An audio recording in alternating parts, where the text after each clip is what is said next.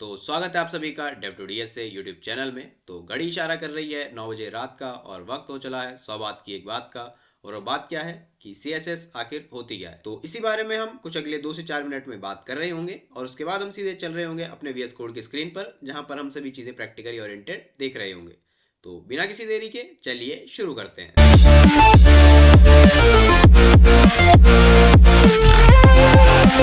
तो सबसे पहले हम यहाँ पे अपना टॉपिक लिख लेंगे CSS। राइटिंग मेरी थोड़ी ज़्यादा ही अच्छी है तो उस पर आप थोड़ा ज़्यादा ध्यान मत दीजिएगा, बाकी कमेंट बॉक्स में आप तारीफ कर सकते हो राइटिंग की।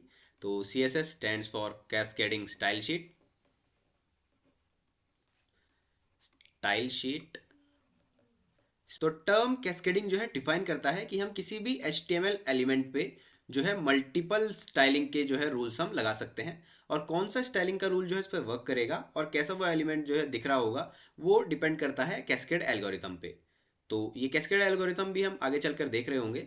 और बाकी वर्ड स्टाइल शीट जो है हम जनरली देख सकते हैं कि ये बना है शीट्स ऑफ स्टाइल्स। मतलब जैसे हमारे पास डिफरेंट फाइल होती हैं, पहले हम एक हमारे पास होगी .html फाइल, और बाकी जो हम दूसरी फाइल हम लिख रहे होंगे वो होगी .css। जब हम एक्सटर्नल CSS हम यूज़ कर रहे होंगे तो इस फाइल में जो है हम स्टाइलिंग जो है लिख रहे होंगे।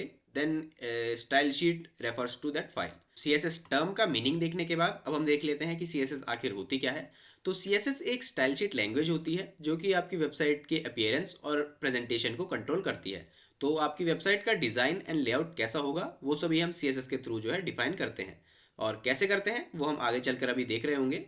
तो पहले मैं एक एग्जांपल के थ्रू आपको समझा देता हूँ कि CSS एक्चुअली में होती क्या है। तो मान लीजिए आप एक घर बना रहे हैं और जिसके जो है आपने ब्लॉक्स दीवार के जो है रेडी कर लिए हैं और बेसिक स्ट्रक्चर जो है हमारे घर का तैयार हो चुका है।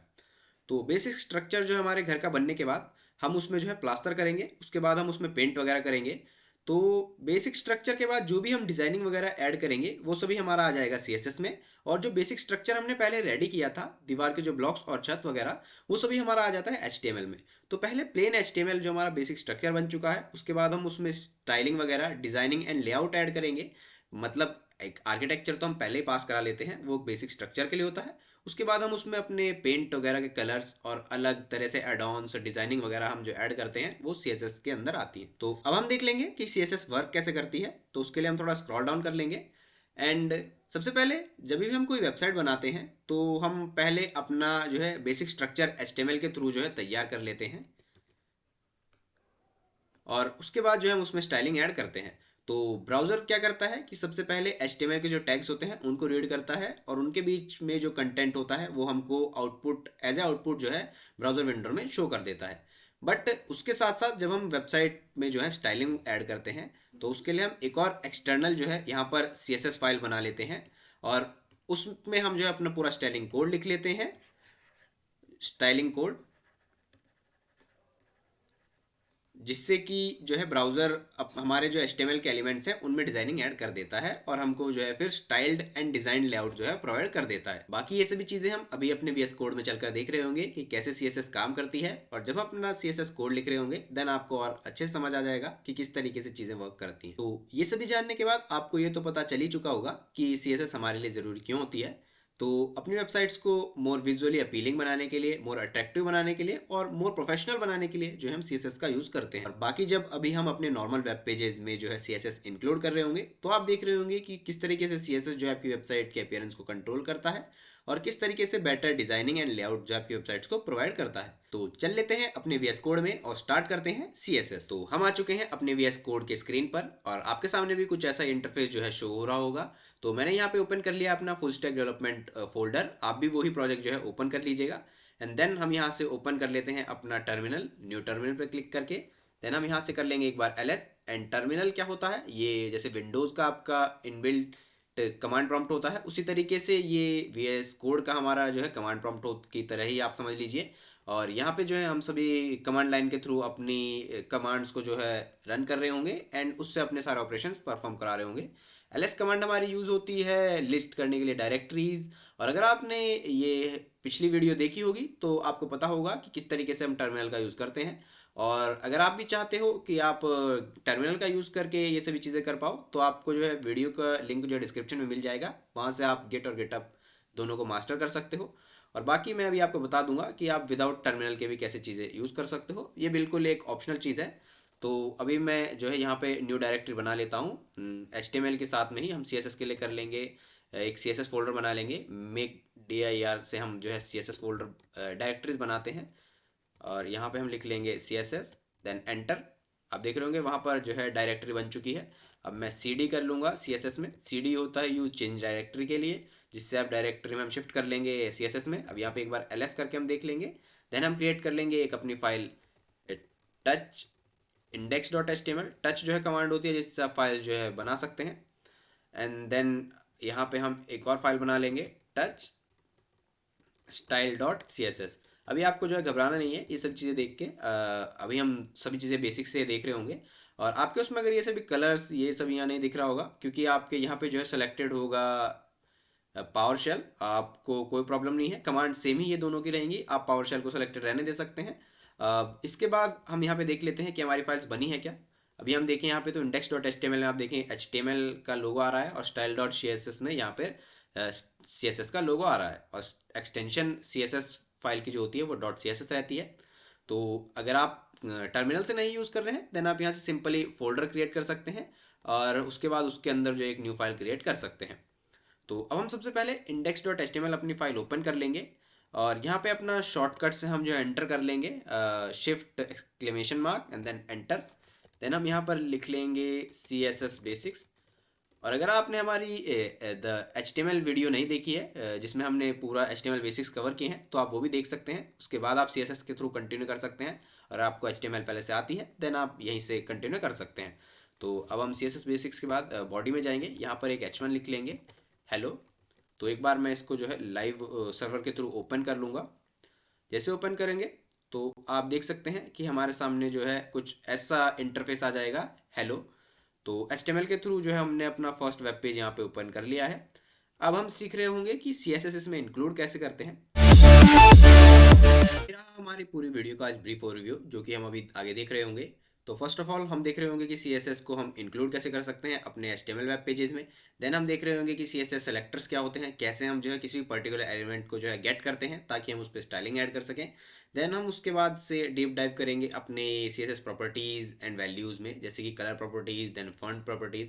देन हम देख रहे होंगे कि CSS इंस्पेक्शन आप कैसे कर सकते हो, डिबगिंग आप किस तरह से कर सकते हो, क्रोम डेवलपर्स टूल्स का हम कैसे यूज़ कर सकते हैं। देन हम देख रहे होंगे the box model, then padding margin हम देख रहे होंगे। उसके बाद हम देखेंगे CSS कैस्केड, जिसके थ्रू कि हमारे सभी रूल्स जो है डिफाइन होते हैं कि कौन सी जो है प्रायोरिटी होती है स्टाइलिंग की, किस तरीके से स्टाइलिंग रूल जो है वर्क करते हैं जब हम एक से ज़्यादा स्टाइलिंग रूल किसी एक एलिमेंट पर लगाते हैं। देन कंबाइनिंग CSS सेलेक्टर्स, तो इसमें हम देख रहे होंगे किस तरीके से हम किसी भी स्पेसिफिक एलिमेंट को जो है गेट कर सकते हैं एंड देन उसके ऊपर स्टाइलिंग लगा सकते हैं।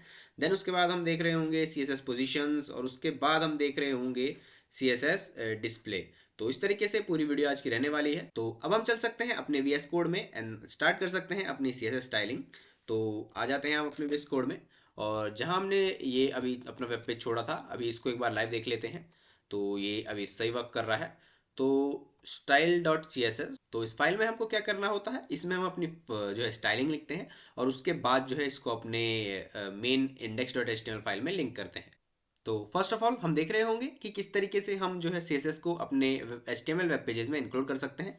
तो तीन टाइप जो इसके होते हैं। फर्स्ट हमने यहाँ पर देखा कि इनलाइन, जिसमें कि हम करते हैं अपने किसी भी HTML एलिमेंट के अंदर जो है हम स्टाइल टैग का यूज़ करते हैं। स्टाइल टैग भी नहीं, वहाँ पे हम उसको एट्रीब्यूट बोलेंगे, क्योंकि टैग के अंदर जब हम उसको लिखते हैं देन वो एट्रीब्यूट बन जाता है। तो हम किसी भी HTML एलिमेंट के अंदर जो है स्टाइल टैग का यूज़ कर रहे होंगे, देन उसमें स्टाइलिंग लिख रहे होंगे। देन हमारा आता है इंटरनल। इंटरनल हम यूज़ करते हैं अपने HTML वेब पेजेस के अंदर। हेड जो होता है हमारा एलिमेंट, उसके अंदर जो है हम अपने एक स्टाइल टैग को हम लिखते हैं, और जिसके अंदर जो है हमारी CSS पूरी हम लिख रहे होते हैं। ये स्टाइल टैग यहाँ पर क्लोज होता है, और उसके बाद हमारा हेड टैग हम क्लोज करते हैं। और एक्सटर्नल क्या होता है हमारा, कि हम एक स्पेसिफिक फाइल बनाते हैं एंड देन उसके बाद जो है उसको अपनी मेन फाइल के साथ लिंक कर देते हैं एक लिंक टैग के थ्रू, जो कि अब हम यहाँ पे अपने मेन VS कोड में देख रहे होंगे। तो यहाँ हम नॉर्मली पहले एक H1 हमने बना रखी है, इसी पर ही हम स्टाइलिंग देख लेते हैं कि ऐड कैसे होती है, उसके बाद हम स्टार्ट करेंगे। So first of all inline CSS में हम क्या करते हैं कि एक H1 टैग हमारे पास है, तो हम इसमें जो है एट्रीब्यूट लिख लेते हैं स्टाइल। देन कोट्स के अंदर हम जो है अपनी कोई भी अभी स्टाइल की जो है प्रॉपर्टी लिख लेते हैं। अभी आपको ये प्रॉपर्टी पता नहीं होगी, कोई बात नहीं, इसको हम इग्नोर करेंगे। अभी हम सिर्फ देखेंगे कि सीएसएस जो है लगती कैसे है। तो स्टाइल के अंदर हम कोट्स के अंदर हम लिख लेंगे फॉन्ट साइज, हमारे सामने ऑप्शन आ गया। देन हम लिख लेंगे इसको 2, 2 की जगह हम 20 कर लेते हैं, 20 px। अभी ये सभी फॉन्ट साइज 20 px ये क्या है, इसको अभी आप इग्नोर कर दीजिए। थोड़ी देर में हम देख रहे होंगे कि ये होता क्या है। तो अभी मैं जाके वापस अपने ब्राउज़र में चेक करूँगा, तो हमें दिख रहा होगा कि ये साइज़ बहुत जो है जो छोटा हो चुका है। तो अभी जब हम पहले देखा था कि वो साइज़ बड़ा था, बट अब यहाँ पे साइज़ छोटा हो रहा है, तो इसका मतलब जो है हमारी CSS काम कर रही है। अब CSS काम कर रही है, तो फर्स्ट टाइप हमने देख लिया यहाँ पर कि CSS जो है इनलाइन कैसे लिंक होती है। देन हम देखेंगे कि CSS को जो है इंटरनल कैसे लिंक करते हैं। अब इंटरनल CSS को हम लगाने के लिए करते हैं, हमारे पास ये हेड टैग होता है और यहाँ पर हेड टैग जो है क्लोज रहता है। तो हमको जो है अपनी CSS की जो स्टाइलिंग है वो अपने हेड टैग के अंदर लिखनी होती है। तो यहाँ पे जो है हमारे पास एक स्टाइल टैग होता है, हम स्टाइल लिखकर एंटर प्रेस करेंगे तो स्टाइल ओपनिंग टैग और क्लोजिंग टैग यहाँ पर हो जाएगा। देन उसके बाद जो है हम क्या करेंगे, यहाँ पर लिखेंगे H1। अभी H1 क्या है, जो हम जिस पे हमको जो स्टाइलिंग लगानी है, और इसको हम बोलते हैं सेलेक्टर, जो कि अभी हम देख रहे होंगे CSS सेलेक्टर्स में। तो एंटर हम कर देंगे यहाँ पे। अभी हम इसको जो है कमेंट कर देते हैं, इसके अंदर ये जो लिखा है इसको कमेंट कर देंगे, कमेंट या फिर इसको हम डिलीट ही कर देते हैं। अभी H1 में हम यहीं पे सेम प्रॉपर्टी लिखेंगे, फॉन्ट साइज।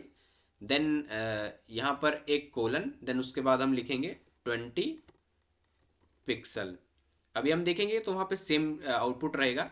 अभी मैंने इसको जो है सेव कर दिया है और वापस से मैं अपने ब्राउज़र में जाता हूँ तो सेम यहाँ पे आउटपुट जो आपको दिख जाता है। तो इस तरीके से आप देख सकते हैं कि इंटरनल CSS को जो हम कैसे लिंक करते हैं। अभी इंटरनल हमने देख लिया, इनलाइन हमने देख लिया। अब इसको भी जो है मैं यहाँ से कमेंट कर लूँगा। कमेंट करने के बाद अब हम थर्ड टाइप देखते हैं कि थर्ड टाइप से हम CSS को जो है अपने वेब पेजेस में कैसे इंटीग्रेट कर सकते हैं। तो उसके लिए पहले हमको एक style dot C S S नाम की फ़ाइल बनानी होगी। फाइल का नेम आप कुछ भी रख सकते हैं, बस उसका एक्सटेंशन जो है हमको डॉट सी एस एस रखना होता है। तो यहाँ पर हम सेम वही प्रोसेस जो है फॉलो कर लेंगे। H1 हम लिखेंगे, देन हमको पेरेंथेसिस 2 ओपन करने हैं। देन उसके बाद हम यहाँ पे लिख लेंगे फॉन्ट साइज 20 पिक्सल। तो अभी क्या ही काम करेगा?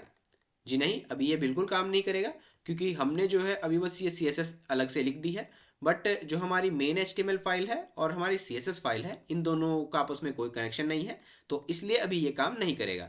तो इसको काम कराने के लिए हमको क्या करना होगा, जैसा मैंने पहले बताया कि हम हेड टैग में ही यहीं पर जिस तरह से हमने स्टाइल टैग लिखा, उस तरीके से हम यहाँ पे एक लिंक टैग जो हम लिखते हैं, एंटर प्रेस करेंगे तो आपके सामने कुछ ऐसा इंटरफेस ओपन हो जाएगा अगर आप VS कोड में है तो। और आप कोई भी एडिटर और अदर यूज़ कर सकते हैं, बट उसमें यह है कि आपका ऑटो कोड कंप्लीशन नहीं होगा, इसलिए हम VS कोड का यूज़ करेंगे। तो यहाँ हमें कुछ ऐसा कोड देखने को मिल जाएगा जहाँ पे फर्स्ट लिखा है रेल, तो इसका मतलब होता है रिलेशन। देन वहाँ पे लिखा है वैल्यूज़ की स्टाइल शीट, मतलब ये एक स्टाइल शीट है। देन href लिखा है यहाँ पर रेफरेंस, जहाँ पे हम हमारी जो फाइल है उसका पाथ हम दे देंगे। तो हमारी फाइल जो है यहीं पर है style.css। तो इस तरीके से मैंने इसका पाथ दे लिया है, आपको भी यही पाथ अपना दे लेना है, और या फिर जो भी आप कोई भी पाथ अगर स्पेसिफिक अलग से रखते हो तो वो पाथ आप रख सकते हो। देन अब मैंने जैसे इसको लिंक किया है तो ये काम करना स्टार्ट कर देगी। तो मैं आप देख सकते हैं यहीं पर कि ये फिर से वही फॉन्ट हमको स्मॉल दिख रहा है। तो इस तरीके से आप जो है अपने CSS को 3 डिफरेंट मेथड्स के थ्रू अपने वेब पेजेस में जो है लिंक कर सकते हैं। तो अभी मैं जो है ये कोड यहाँ से स्टाइल टैग का हटा दूंगा। अब आप सोच रहे होंगे कि 3 डिफरेंट तरीके जो है हमारे पास क्यों होते हैं किसी CSS को लिंक करने के।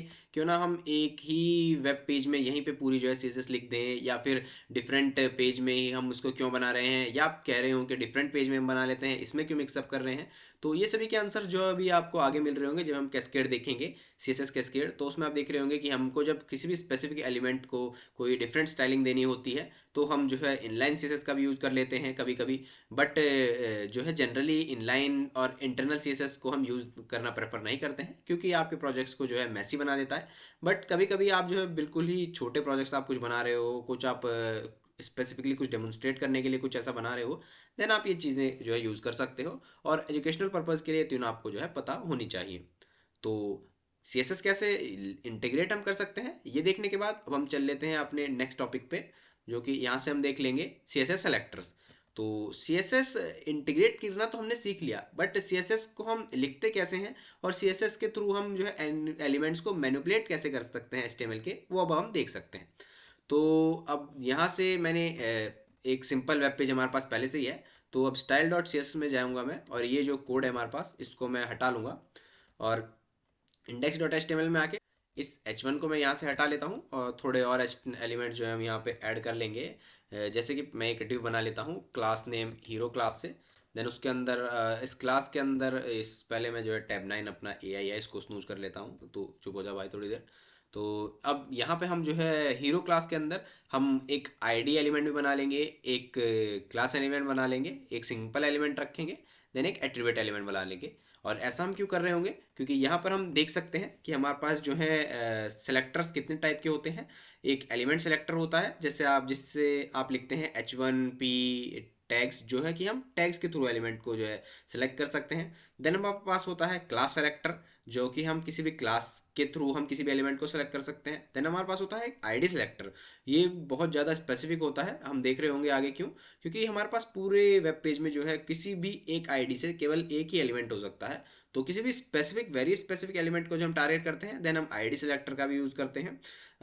उसके बाद हमारे पास आता है एट्रीब्यूट सेलेक्टर, जनरली जो है आप यूज़ नहीं करते हैं, बट ये भी बहुत से टाइम पे बहुत ज़्यादा यूज़फुल हो जाता है जब आप कॉम्प्लेक्स बड़े प्रोजेक्ट्स में काम कर रहे होते हैं। देन हमारे पास आता है एक मेन यूनिवर्सल सेलेक्टर, जो कि हम हर एक CSS प्रोजेक्ट्स के अंदर यूज़ कर रहे होंगे। तो वापस से चल लेते हैं अपने VS कोड में। तो पहले मैंने जैसा कहा कि हम एलिमेंट बना लेंगे सभी क्लास और आईडीज़ के साथ। तो पहले एक डिव हमने ले लिया है, उसके बाद हम H1 लिख लेंगे, हम क्लास को ही मैंने क्लास ही दे दिया है नाम, इसको हम दे देंगे क्लास सेलेक्टर। और क्लास सेलेक्टर से पहले मुझे लगता है कि मुझे पहले एलिमेंट सेलेक्टर ही बना लेना चाहिए। H1 डॉट एलिमेंट, और इसमें हम देख लेंगे एलिमेंट सेलेक्टर। और अब इसको जो है हम यहीं से कॉपी पेस्ट जो है हम कर लेंगे, और यहाँ पे हम लिख लेंगे थर्ड वन इज और इज आईडी हमको देनी है इसमें। तो अब हम इसमें दे लेंगे आईडी, इसको बाहर हमको देनी होती है आईडी। यहाँ पर हम लिख लेंगे आईडी सेलेक्टर, और इसको हम चेंज कर लेंगे आईडी में। देन हम इसमें हमको क्लास हमको नहीं देनी है, हम क्लास की जगह कोई एट्रीब्यूट दे सकते हैं H1 का। जैसे H1 में हम एट्रीब्यूट क्लास रखेंगे, या फिर हम लिख लेते हैं ड्रैगेबल। ड्रैगेबल एक एट्रीब्यूट होता है जिससे कि आप किसी, अगर इसको आप ट्रू कर लेते हो तो जो है आपका एलिमेंट जो है ड्रैग आप कभी भी कहीं भी कर सकते हो अपने वेब पेज में। अभी मैं आपको दिखा देता हूँ थोड़ी देर में। उसके बाद हमारे पास आता है यूनिवर्सल सेलेक्टर, ये हम अलग से ही देख लेंगे क्योंकि इसमें हमको कोई क्लास और उसकी ज़रूरत नहीं होती है। तो इसमें हम यहाँ से ये क्लास हटा लेंगे, और क्लास सेलेक्टर में हमने क्लास रहने दिया है, एलिमेंट में हमको क्लास की कोई ज़रूरत नहीं है, इसको हमने कट कर लिया। तो ये बेसिक हमारा जो है एक वेब पेज तैयार हो चुका है, जिसके थ्रू हम क्लास एलिमेंट आईडी और attribute and then universal selector हम देख रहे होंगे। तो एक इसको अभी हम जो है लाइव प्रीव्यू इसका ले लेते हैं, और ये हमारे सामने पांचों के पांचों ऑप्शन जो है आ चुके हैं। तो एट्रीब्यूट सेलेक्टर को मैं जैसे ही ड्रैग करता हूँ तो ये ड्रैगेबल होता है, देख सकते हैं आप। जैसे कि मैं इसको करता हूँ तो ये सिलेक्ट हो रहा है, बट एट्रीब्यूट सेलेक्टर जो है ड्रैगेबल है। ये आप जो है डिफरेंस देख रहे होंगे, जो मैं आपको बता रहा था ड्रैगेबल हम किसी भी एलिमेंट को सेट कर सकते हैं HTML के अंदर। तो वापस आ जाते हैं अब अपने VS कोड में, और यहाँ पर हम अब अपने स्टाइल डॉट CSS फाइल में आ जाएंगे, जहाँ कि हम सभी एलिमेंट को जो है अपने सेलेक्ट कर रहे होंगे, देन उन पे स्टाइलिंग ऐड कर रहे होंगे। स्टाइलिंग प्रॉपर्टी को अभी आपने जो है इग्नोर करना है, क्योंकि हम वो अभी आगे देखेंगे। बट अभी हम देखेंगे कि हम किस तरीके से एलिमेंट को जो है सेलेक्ट करते हैं। सबसे पहले हमारे पास जो है वो है एलिमेंट सेलेक्टर। तो हमारे पास एलिमेंट सेलेक्टर में हम क्या करते हैं कि जो एलिमेंट होता है उसको हम लिखते हैं देन पैरेंथेसिस, इसका सिंटेक्स मैं बताता हूँ आपको। जैसे हमारे पास H1 एलिमेंट है तो एलिमेंट हमने लिखा, देन हमने मिडिल पैरेंथेसिस ये ओपन कर लिए, देन उसके बाद हम यहाँ पे जो है प्रॉपर्टी लिखेंगे।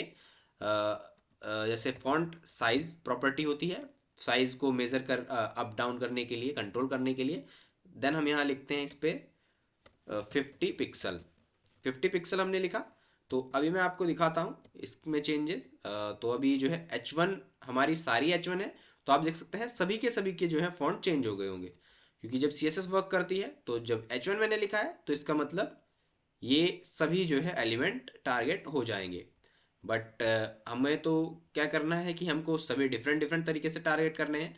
तो अभी जब मैं नीचे क्लास सेलेक्टर और फिर आईडी सेलेक्टर पे जो हम और उसके बाद ड्रैगेबल एट्रीब्यूट सेलेक्टर और यूनिवर्सल सेलेक्टर में हम जब CSS लगाएंगे तो आप सभी में डिफरेंस जो है देख पा रहे होंगे।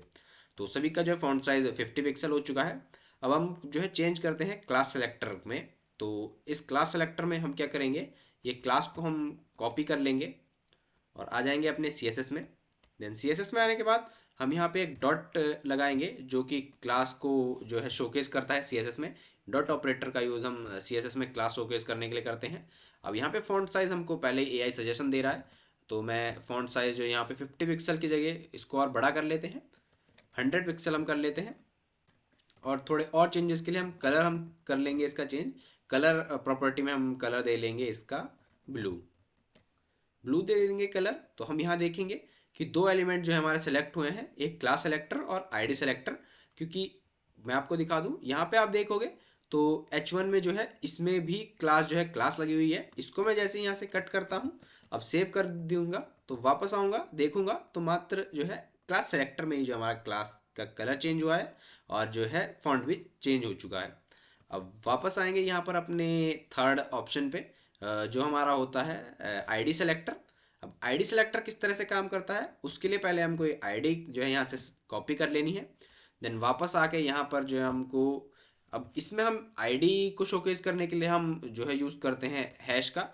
जैसे ही आई का नाम हम, माफ़ कीजिएगा, सिंबल हम लगा लेते हैं, उसके बाद हमको लिखना है अपनी आईडी का नाम, देन पैरेंथेसिस ओपन, और उसके बाद हम सेम फॉन्ट साइज 1।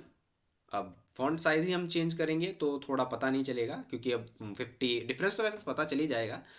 ऐसा कुछ नहीं है, सभी को डिफरेंस तो दिख ही जाएगा। बाकी कलर अब हम इसका भी चेंज कर लेते हैं, इसका कलर हम रख लेते हैं रेड। वापस आएंगे तो अब हम देखेंगे एलिमेंट सेलेक्टर में कलर ब्लैक है, क्लास सेलेक्टर में colour blue and ID selector में कलर रेड। अब वापस आके मैं भी आपको दिखाता हूँ ऑप्शन नंबर 4। अब एट्रीब्यूट सेलेक्टर किस तरह से जो है हम सेलेक्ट करते हैं, तो इसमें हम जो है ट्रैगेबल जो हमारा आ गया है एट्रीब्यूट, इसको जो हम यहाँ से कॉपी कर लेंगे। देन स्टाइल डॉट CSS में आएंगे और इसका सिंटेक्स क्या होता है, आपको पहले एलिमेंट लिखना है, देन आपको जो है ओपन कर लेने हैं बिग ब्रेसेस, उसके बाद हम इसमें जो है एट्रीब्यूट को जो है पेस्ट कर देंगे। देन हम यहाँ से पैरेंथेसिस ओपन कर लेंगे और उसके बाद जो है हम अपनी प्रॉपर्टी जो है लिख लेंगे। और यहाँ हम लिख लेंगे फॉन्ट साइज 120 पिक्सल। पिक्सल क्या है, फॉन्ट साइज क्या है, ये फॉन्ट साइज हमारे पास प्रॉपर्टी होती है और 120 हमारी वैल्यू है एंड पिक्सल जो है उसका यूनिट है। जैसे आपको पता ही होगा, पिक्सल यूनिट हम यूज़ करते हैं साइज के लिए। और इसके बाद हम यहाँ पे कलर इसको दे देंगे ग्रीन। अभी हम देख रहे होंगे तो वहाँ पर स्पेसिफिकली एट्रीब्यूट सेलेक्टर का बस font size and colour change हो गया।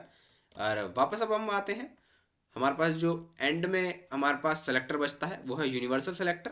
इसको जो है हम सभी प्रोजेक्ट्स में हम यूज़ कर रहे होंगे, क्योंकि कुछ CSS हमारी ऐसी होती है जो हम सभी के लिए लिख रहे होते हैं, ताकि जो है वो पूरे वेब पेज में हमारे जो है लग जाए। तो वो CSS होती क्या है मैं आपको भी दिखा देता हूँ। तो यूनिवर्सल सेलेक्टर को जो है हम सबसे ऊपर लिख सकते हैं, बाकी मैं सबसे नीचे भी अभी लिख लेता हूँ क्योंकि सबसे लास्ट में इसका नंबर आया है। तो इस स्टार सिंबल से जो है हम डिनोट करते हैं अपने यूनिवर्सल सेलेक्टर को, और पूरे वेब पेज के लिए जो है ये CSS वैलिड होती है और सभी पूरे वेब पेज पे लग जाती है। इसलिए जो है हम स्टार सेलेक्टर का यूज़ करते हैं, क्योंकि हम देख रहे होंगे अभी आने वाले प्रोजेक्ट्स में और अभी अपकमिंग जो हम देख रहे होंगे पूरी वीडियो में, तो हम इस सेलेक्टर का यूज़ जो है कर रहे होंगे।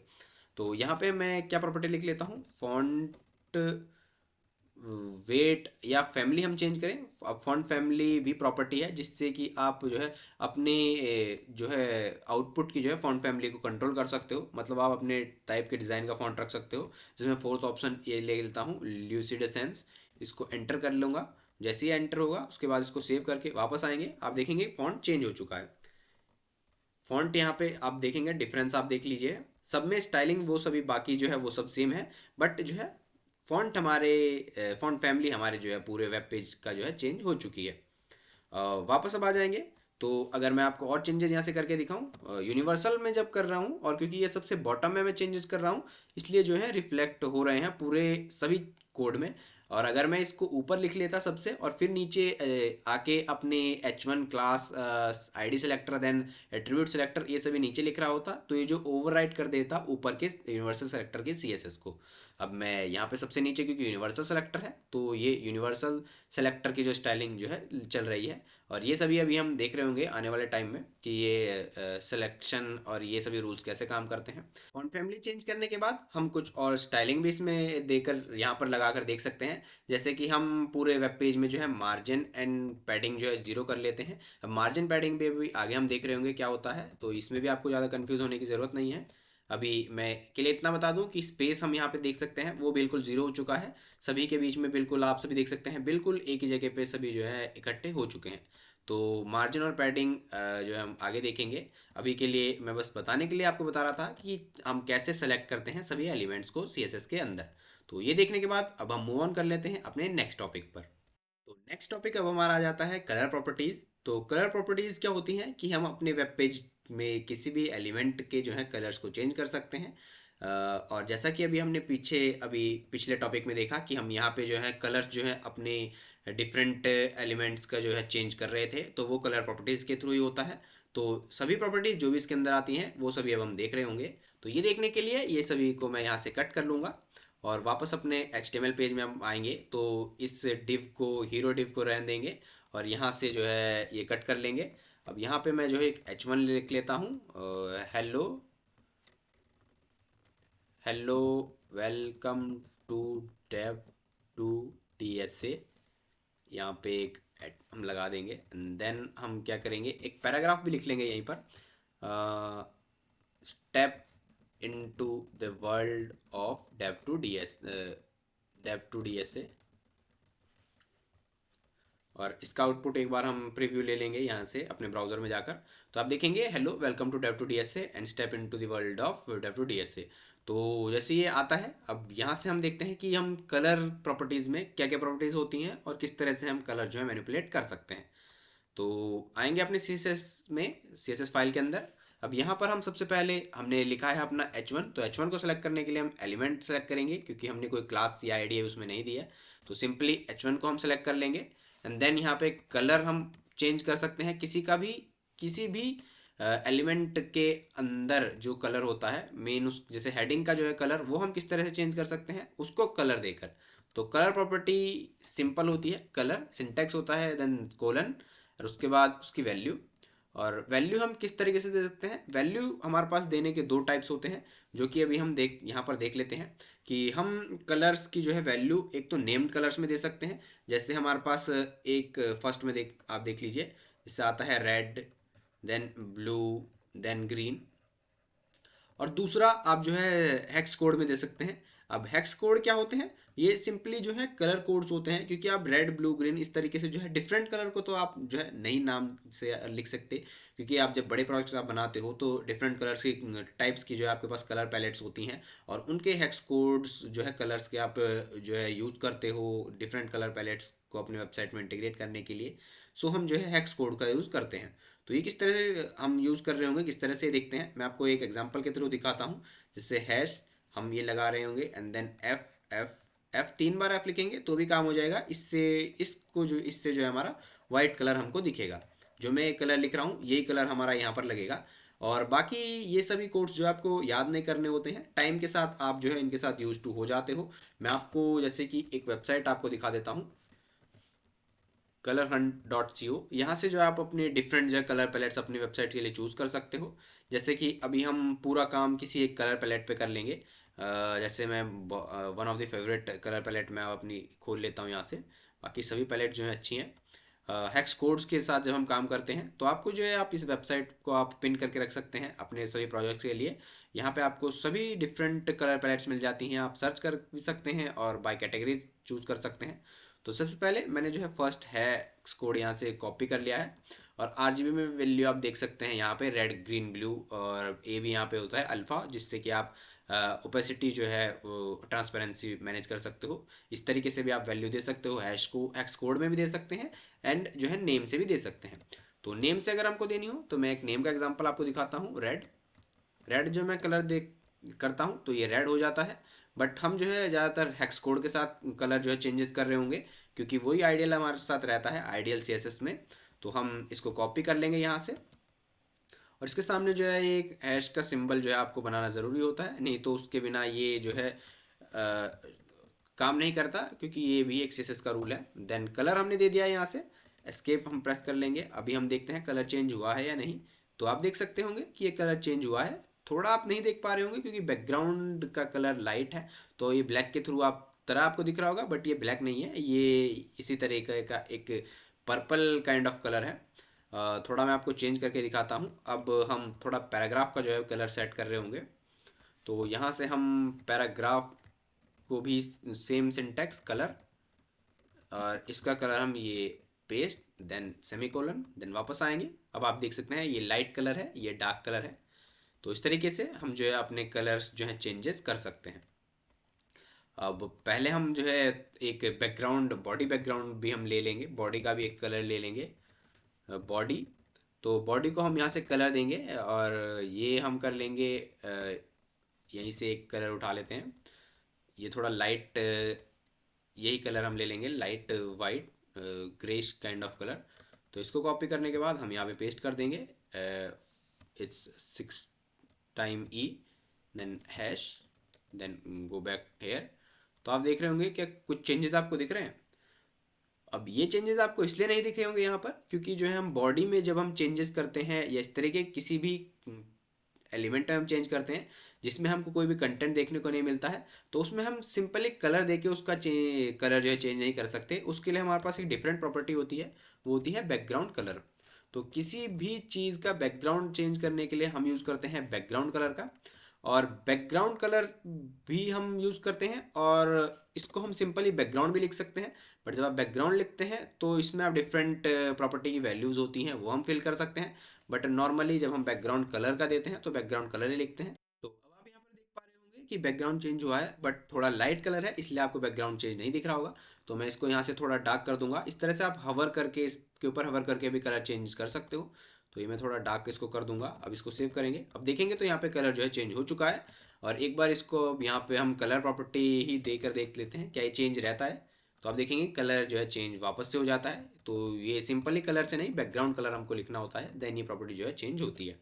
तो इस तरीके से बैकग्राउंड चेंज हमारा हो चुका है। तो यहाँ से हमने देख लिया है कि कलर प्रॉपर्टी और इस बैकग्राउंड कलर में भी जो है हम नेमिंग के थ्रू हम कलर दे सकते हैं। और अभी मैंने नीचे रेड लिख दिया है, ऊपर चाहे कुछ ही हो, बट नीचे आप जो लिखते हो वो ही सीएसएस में जो अप्लाई होता है। मोस्ट डाउनवर्ड जो सीएसएस आप लिखोगे वो जो है सीएसएस रूल अप्लाई होगा, अनटिल अनलेस कि उसके ऊपर आप इंपॉर्टेंट कीवर्ड ना लिखें। तो हम देखेंगे कि ये रेड हो चुका है। तो इस तरीके से हमने अभी देखा कि आप कलर प्रॉपर्टी जो है उसको आप कलर नेम्स के साथ, हेक्स कोड के साथ और आरजीबी कलर्स के साथ आप जो है पुट कर सकते हो वैल्यूज को, देन आपके वेब पेजेस में चेंजेस देख सकते हो। तो अब हम मूव कर लेते हैं अपने नेक्स्ट टॉपिक पर। तो नेक्स्ट टॉपिक अब हमारा आता है फॉन्ट प्रॉपर्टीज का, जिसके अंदर हम किसी भी HTML एलिमेंट जैसे हेडिंग, पैराग्राफ, लिस्ट टैग्स, इन सभी के जो है अंदर के कंटेंट को हम जो है कंट्रोल कर सकते हैं। तो सबसे पहले हम देखते हैं कि फॉन्ट साइज क्या होता है। तो फॉन्ट साइज सिंपली आपके जो है किसी भी एलिमेंट का जो है साइज आप कितना बड़ा से लेके कितना छोटा रखना चाहते हो वो आप फॉन्ट साइज प्रॉपर्टी के थ्रू कंट्रोल करते हो। देन फॉन्ट वेट, कि आप कितना बोल्ड अपने जो है एलिमेंट के जो कंटेंट को जो है रखना चाहते हो वो आप फॉन्ट वेट से सेटअप करते हो।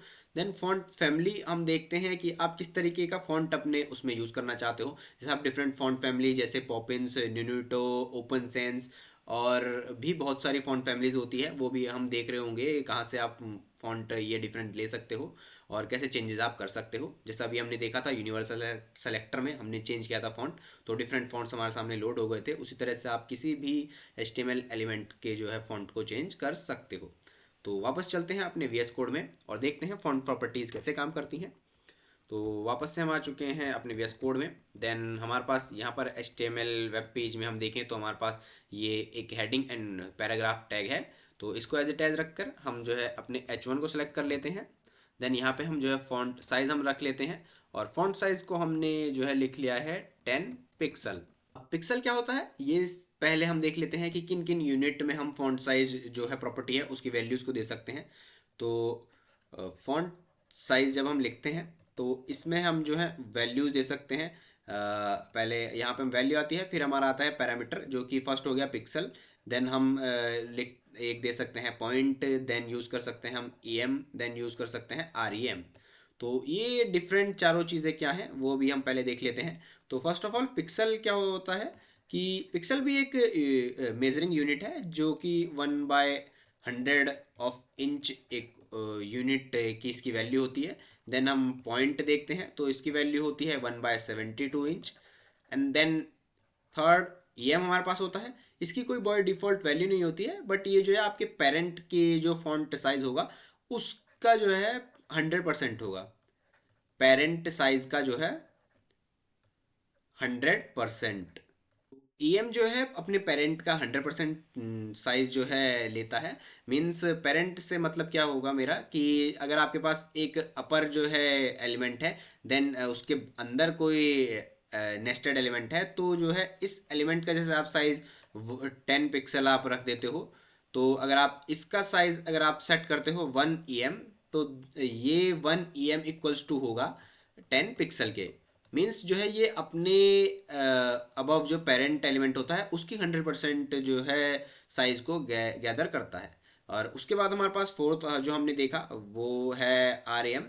तो REM क्या होता है इसको मैं यहाँ से जो है हटाकर ऊपर ही लिख लेता हूँ, थोड़ा आपको यहाँ पर दिख भी नहीं रहा होगा। तो REM जो होता है मैं फोर्थ यहाँ से हटाकर ऊपर यहाँ पर लिख देता हूँ। यहाँ पर मैं फोर्थ जो है लिख लेता हूँ। फोर्थ हमने देखा कि REM, तो REM क्या होता है 100% जो ऑफ रूट। मीन्स जो आपका वेब पेज है, जैसे हम यहाँ पे थोड़ा सा स्क्रॉल डाउन कर लेते हैं अभी। जैसे हमारा ये वेब पेज है, यहाँ पे आपको सभी चीज़ें क्लियर हो जाएंगी। वेब पेज में जो है हमारे वेब पेज रूट किसको बोलते हैं, ये पूरे वेब पेज को। अब इसका जो है फॉन्ट साइज जो स्टार्ट से होगा तो उसी फॉन्ट साइज का जो है 100% विड्थ लेगा।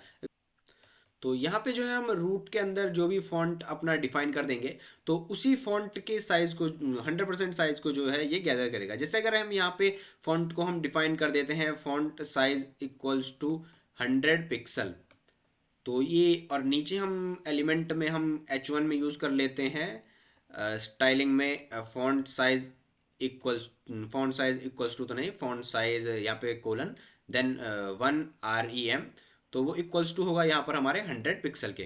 तो आई होप जो है आप समझ पा रहे होंगे कि ये चारों पैरामीटर जो है एक दूसरे से डिफरेंट होते हैं और चारों जो है डिफरेंट तरीके से वर्क करते हैं। तो अभी हम देख भी लेंगे कि चारों किस तरह से डिफरेंट होते हैं। तो सबसे पहले चल लेते हैं अपने VS कोड में, और यहाँ पे हम दे लेंगे अपने H1 को फॉन्ट साइज 10 पिक्सल। देन हम यहाँ पर 10 पिक्सल साइज 10 की जगह हम इसको थोड़ा बड़ा कर लेंगे क्योंकि H1 है हमारी, तो हम इसको 40 पिक्सल कर लेंगे। और वापस हम देखेंगे ब्राउज़र में अपने जाके तो साइज़ जो हमारा लगभग लगभग वही रहेगा। 40 की जगह इसको अगर हम 80 पिक्सल करें तो यहाँ पर साइज़ हमको बड़ा दिख रहा होगा। और इसी तरह से मैं H1 के जो है डुप्लीकेट बना लेता हूँ, यहाँ पर H2 मैं बना लेता हूँ एक थोड़ा, क्योंकि हम जो है डिफरेंट साइजेस देख रहे होंगे। हेलो, देन H3 हेलो, और H4 हेलो। जैसे हम यहाँ लिखेंगे, अब वापस से आ जाते हैं। H2 को मैं जो है फॉन्ट साइज जो है पॉइंट में दूंगा, जैसे 80 पॉइंट, तो आप जो है डिफरेंस यहाँ पे देख पा रहे होंगे सबके बीच में। और H3 को जो है मैं यहाँ पे फॉन्ट साइज दे देता हूँ 1 EM,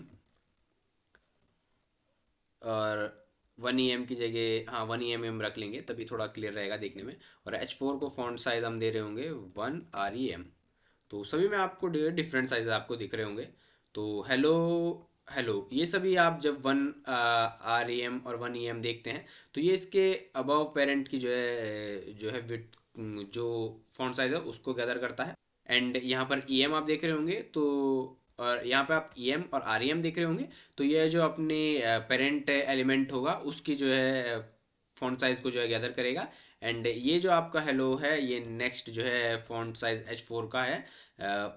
REM में इसको वैल्यू हमने दी थी, तो ये अपने रूट की वैल्यूज़ के हिसाब से जो है अपने आप को एडजस्ट करेगा। तो फॉन्ट साइज देखने के बाद अब हम देख लेते हैं कि फॉन्ट वेट हम किस तरह से सेटअप कर सकते हैं। तो फॉन्ट वेट हम यहाँ पर वैल्यू दे सकते हैं 1 to 900 एंड ये 3 प्रॉपर्टीज और देख रहे हैं आप, बोल्ड, बोल्डर, लाइटर। तो मैं इसको जो है 800 अगर मैं इसको करता हूँ तो आप देखेंगे कि हमारा H1 जो है बहुत बोल्ड हो जाएगा, पहले से वो बोल्ड था। अगर मैं इसको जो है 400 करता हूँ तो आप देखेंगे कि वो लाइट हो जाएगा। और इस तरह से आप जो है अपने हिसाब से एडजस्ट कर सकते हो फॉन्ट वेट। नीचे की स्टाइलिंग में हटा देता हूँ क्योंकि हमने वो बस फॉन्ट साइज देखने के लिए किया था। यहाँ से एलिमेंट भी हम हटा देंगे और यहाँ पे आप इसको भी कट कर लेंगे, एम्प्टी स्पेस, देन इसको रिफ्रेश, ये सभी हम देख सकते हैं यहाँ पे ये आ चुका है। तो इस तरीके से आप अपना फॉन्ट वेट को जो है मैनेज कर सकते हैं। अब पैराग्राफ में भी हम थोड़ा फॉन्ट साइज लगा लेते हैं 20 पिक्सल, और ये भी थोड़ा बड़ा हो चुका है। अब हम देखते हैं कि आप डिफरेंट फॉन्ट फैमिलीज किस तरीके से लगा सकते हो। तो उसके लिए सिंपल प्रॉपर्टी आपकी होती है फॉन्ट फैमिली, और ये फॉन्ट फैमिली जो है इनबिल्ट जो आपको प्रोवाइड होती हैं वो यहाँ पर आ जाती हैं। तो इनमें से मैं जैसे अभी वर्डाना ये यूज़ कर लेता हूँ H1 में, तो ये आप देखेंगे हमारा फॉन्ट चेंज हो चुका है। और नीचे आप देखेंगे तो फॉन्ट एज इट एज वही है, बट जैसे ही मैं ये कॉपी एंड देन यहाँ पे पेस्ट करता हूँ, देन ये अभी हम देखेंगे कि ये जो है ये भी चेंज हो चुकी है।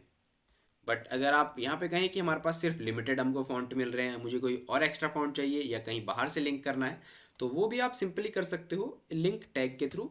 तो लिंक टैग के थ्रू आप बेसिकली क्या करते हो, अपनी वेबसाइट को जो है बाहर किसी भी और वेबसाइट के CDNs के थ्रू जो कनेक्ट कर सकते हो, और किसी भी आउटसोर्स से किसी भी चीज़ को अपनी वेबसाइट में जो इंटीग्रेट कर सकते हो। किसी भी चीज़ से मेरा मतलब है किसी भी डिफरेंट प्रोजेक्ट से या किसी भी लाइब्रेरी से, सो जो है आपकी वेबसाइट में डिफरेंट फंक्शनलिटीज़ आ सकें। तो हम जो है अभी इंटीग्रेट यहाँ से नहीं कर रहे होंगे, अभी हम सीधे स्टाइल में इंपोर्ट कर रहे होंगे। बाकी आप HTML में इंपोर्ट कर सकते हो फॉन्ट फैमिलीज़ को, पर हम स्टाइल में ही style.css में ही स्टाइल सभी रखें, तो यहीं पर हम कर रहे होंगे इंपोर्ट और फिर यूज़ कर रहे होंगे। और इंपोर्ट हम कहाँ से करेंगे, उसके लिए हम यूज़ करेंगे fonts.google.com। जैसे आप एंटर करते हैं आपके सामने कुछ ऐसा इंटरफेस आपको ओपन हो जाएगा जहाँ से जो है आप सर्च कर सकते हैं फॉन्ट्स एंड देन अपने वेबसाइट में यूज़ कर सकते हैं। तो मेरे सामने जो है रोबोटो फॉन्ट है, मैं ये भी यूज़ कर सकता हूँ, बट मैं यहाँ से सर्च कर लूँगा इंटर फॉन्ट। सर्च करने के बाद कोई भी आप फॉन्ट अपने हिसाब से चूज़ कर सकते हैं, और ये मेरे सामने फॉन्ट है। अब मेरे को क्या ऑप्शन यहाँ पे दिख रहा है, गेट फॉन्ट पे क्लिक कर देना है and click on get embedded code. और यहाँ पे जो है लिंक, अगर आप HTML में लिंक करना चाहते हैं देन लिंक टैग से लिंक कर सकते हैं, और बाकी हम इंपोर्ट से करेंगे क्योंकि हम style.css में कर रहे हैं। तो स्टाइल टैग को हमने रहने देना है, इंपोर्ट से लेके कॉपी एंड देन पेस्ट। जैसे पेस्ट करेंगे उसके बाद हमारे पास यहाँ पे CSS बताई हुई है कि हमको क्या CSS लगानी है, then just simply copy font family, और बाकी सभी चीज़ें आपको रहने देनी है। इसको जो है हम copy and then paste and then also here also paste. Here also 2 बार बोल दिया मैंने, थोड़ा कन्फ्यूज़न हो गया। इसको सेव कर देंगे। अब वापस आके देखते हैं तो फॉन्ट फैमिली फिर से चेंज हो चुकी है। और अगर आप कहते हैं कि डिफरेंस नहीं देखने को मिल रहा है तो मैं एक बार जो है इसको वापस चेंज करके आपको दिखाता हूँ। अभी आप फॉन्ट्स में जो है डिफरेंस देख लीजिए, ये देखिए ये डिफरेंट फॉन्ट है, वो डिफरेंट फॉन्ट है। तो इसको वापस से हम चेंज कर लेंगे अपने इंटर फॉन्ट में ही, क्योंकि ये ज़्यादा बेटर फॉन्ट है। तो अब हमने देख ली है कि फॉन्ट प्रॉपर्टीज़ किस तरीके से होती हैं और किस तरीके से आप अपने वेब पेजेस के जो है डिफरेंट एलिमेंट्स को जो है मैनिपुलेट कर सकते हो फॉन्ट चेंजिंग में। तो अब हम मूव ऑन कर लेते हैं अपने नेक्स्ट टॉपिक में। तो नेक्स्ट टॉपिक अब हमारा आता है CSS इंस्पेक्शन। जो जैसा आप यहाँ देख सकते होंगे लिखा हुआ चेकिंग CSS। तो CSS इंस्पेक्शन का मीनिंग है कि हम अपनी CSS को जो है इंस्पेक्ट कर सकते हैं क्रोम डेवलपर टूल्स की हेल्प से और इंस्पेक्ट एलिमेंट्स की हेल्प से। और अपनी CSS में अगर कोई प्रॉब्लम हमारे आती है, कोई हम स्टाइलिंग लगा रहे हैं और वो लग नहीं पा रही है, तो हम वो जो है सीधे क्रोम डेवलपर टूल्स की हेल्प से डिबग कर सकते हैं। तो सीधे चल लेते हैं अपने ब्राउज़र में, और उससे पहले हम VS कोड में अपना ये वेब पेज जो है हमने ओपन अभी रख लेना है। तो यहाँ से अब हम चल लेंगे अपने ब्राउज़र में। ब्राउज़र में हम जो है यहाँ से आपको क्या करना है, आपको सिंपली डबल क्लिक कर लेना है। ये अगर आप टच पैड से काम कर रहे हैं या आप माउस से काम कर रहे हैं देन आपको राइट क्लिक कर लेना है, देन क्लिक ऑन इंस्पेक्ट। जैसे आप इंस्पेक्ट पर क्लिक करेंगे आपके सामने ये कुछ ऐसा इंटरफेस ओपन हो जाएगा यहाँ हमारे सामने एलिमेंट्स, कंसोल, सोर्सेज, नेटवर्क, ये सभी डिफरेंट चीज़ें लिखी हैं। इन सभी पे आपको ध्यान नहीं देना है, आपको सिर्फ अभी एलिमेंट्स और इधर स्टाइल्स, इन सभी चीज़ों पे फोकस करना है। हम इस टैब में और सिर्फ इस टैब में देख रहे होंगे, और यहाँ पर आप देख रहे होंगे द बॉक्स मॉडल, इस पे भी हम अभी नेक्स्ट टॉपिक में बात कर रहे होंगे। तो पहले अभी हम देख लेते हैं कि इस साइड हमारा जो है ये विंडो खुली है, जिसमें आप रिस्पॉन्सिवनेस जो है अपने पेज की चेक कर सकते हो, और इसको ड्रैग एंड ड्रैग डाउन, या फिर हम कह सकते हैं कि आप इसको छोटा या और बड़ा जो है एक्सपेंड कर सकते हो। तो यहाँ हमको ये HTML देखने को मिल रहा है जो कि हमने यहाँ पर लिखा हुआ है, एंड यहाँ पर हमको स्टाइलिंग देखने को मिल रही है जो हमने यहाँ पे स्टाइलिंग लिखी है। तो यहाँ से जो है हम स्टाइलिंग अपनी लाइव ऐड कर सकते हैं। जैसे मैं H1 में आपको दिखाऊँ, अभी सेंस सेरिफ ये लिखा है, इसमें मैं अगर फॉन्ट वेट, यहाँ से फॉन्ट वेट में यहाँ से एक प्रॉपर्टी लिखूँ और यहाँ से फॉन्ट वेट 800 करूँ, तो आप जैसे देखोगे मैंने 80 किया, 800 वहाँ पे जो है एंटर हुआ, तो ये जो है 800 हो चुका है। ये जो है डार्क यहाँ पे दिख रहा है। और ऐसे ही अगर मैं यहाँ पर एक बॉर्डर लगाऊँ, यहाँ से बॉर्डर प्रॉपर्टी यूज़ करूँ, बॉर्डर लिखूँ, देन 1 पिक्सल सॉलिड, जैसे लिखा तो बॉर्डर आप देख रहे हो लाइव यहाँ पे अपडेट होता है। और ग्रीन जैसे मैं कलर देता हूँ तो ये ग्रीन बॉर्डर आ चुका है। तो जैसे आप देख रहे हो कि लाइव यहाँ से जो है हम क्रोम डेवलपर्स टूल्स की हेल्प से अपनी CSS में डिबगिंग वगैरह कर सकते हैं। कोई भी इशू हमको आता है या हम लाइव CSS यहीं से ऐड कर सकते हैं और अपने जो है वेब पेज को और ब्यूटीफुल बना सकते हैं। बाकी एक भी मैं यहाँ पर आपको थोड़े चेंजेस करके दिखाता हूँ पैराग्राफ एलिमेंट में। तो यहाँ पर जो फर्स्ट ऑप्शन देखते हैं आप, इस पे जैसे आप क्लिक करते हैं तो सेलेक्टर ओपन हो जाता है। आप यहाँ से किसी भी एलिमेंट को सेलेक्ट कर सकते हैं। देन उसके नीचे आप यहाँ पर देख रहे होंगे ये सभी प्रॉपर्टीज़ जो आ रही हैं, HTML, ये font, then accessibility, name, role, ये सभी प्रॉपर्टीज़ आपको बता दी जाती हैं। div डॉट हीरो के अंदर ये एलिमेंट हमको दिख रहा है। देन यहाँ पे हम इस पर क्लिक करते हैं, देन ये पैराग्राफ सेलेक्ट हो जाता है। अब मैं पैराग्राफ में जो है स्टाइलिंग लगा सकता हूँ। जैसे ही मैं यहाँ पे क्लिक करूँगा तो मेरे पास जो है ऑप्शन यहाँ से ओपन हो जाएगा। ये प्लस का ऑप्शन मैं क्लिक कर सकता हूँ अगर क्लिक पे ओपन ना हो। देन प्लस पे आप जैसे ही करते हो तो यहाँ पे आप स्टाइलिंग लिख सकते हो। फॉन्ट साइज़ में इसका भी अगर बड़ा करता हूँ, क्योंकि अभी हमने फॉन्ट साइज़ प्रॉपर्टी देख ली है। तो जैसे मैं लिखता हूँ और इसको मैं करता हूँ 2 rem, तो ये बड़ा हो रहा है। 4 rem करूँगा तो ये और बड़ा हो जाएगा। और इसमें अगर मैं कलर चेंज करना चाहूँ तो यहीं से मैं एक बार एंटर करूँगा, कलर रेड, से रेड किया तो ये जो है रेड हो चुका है।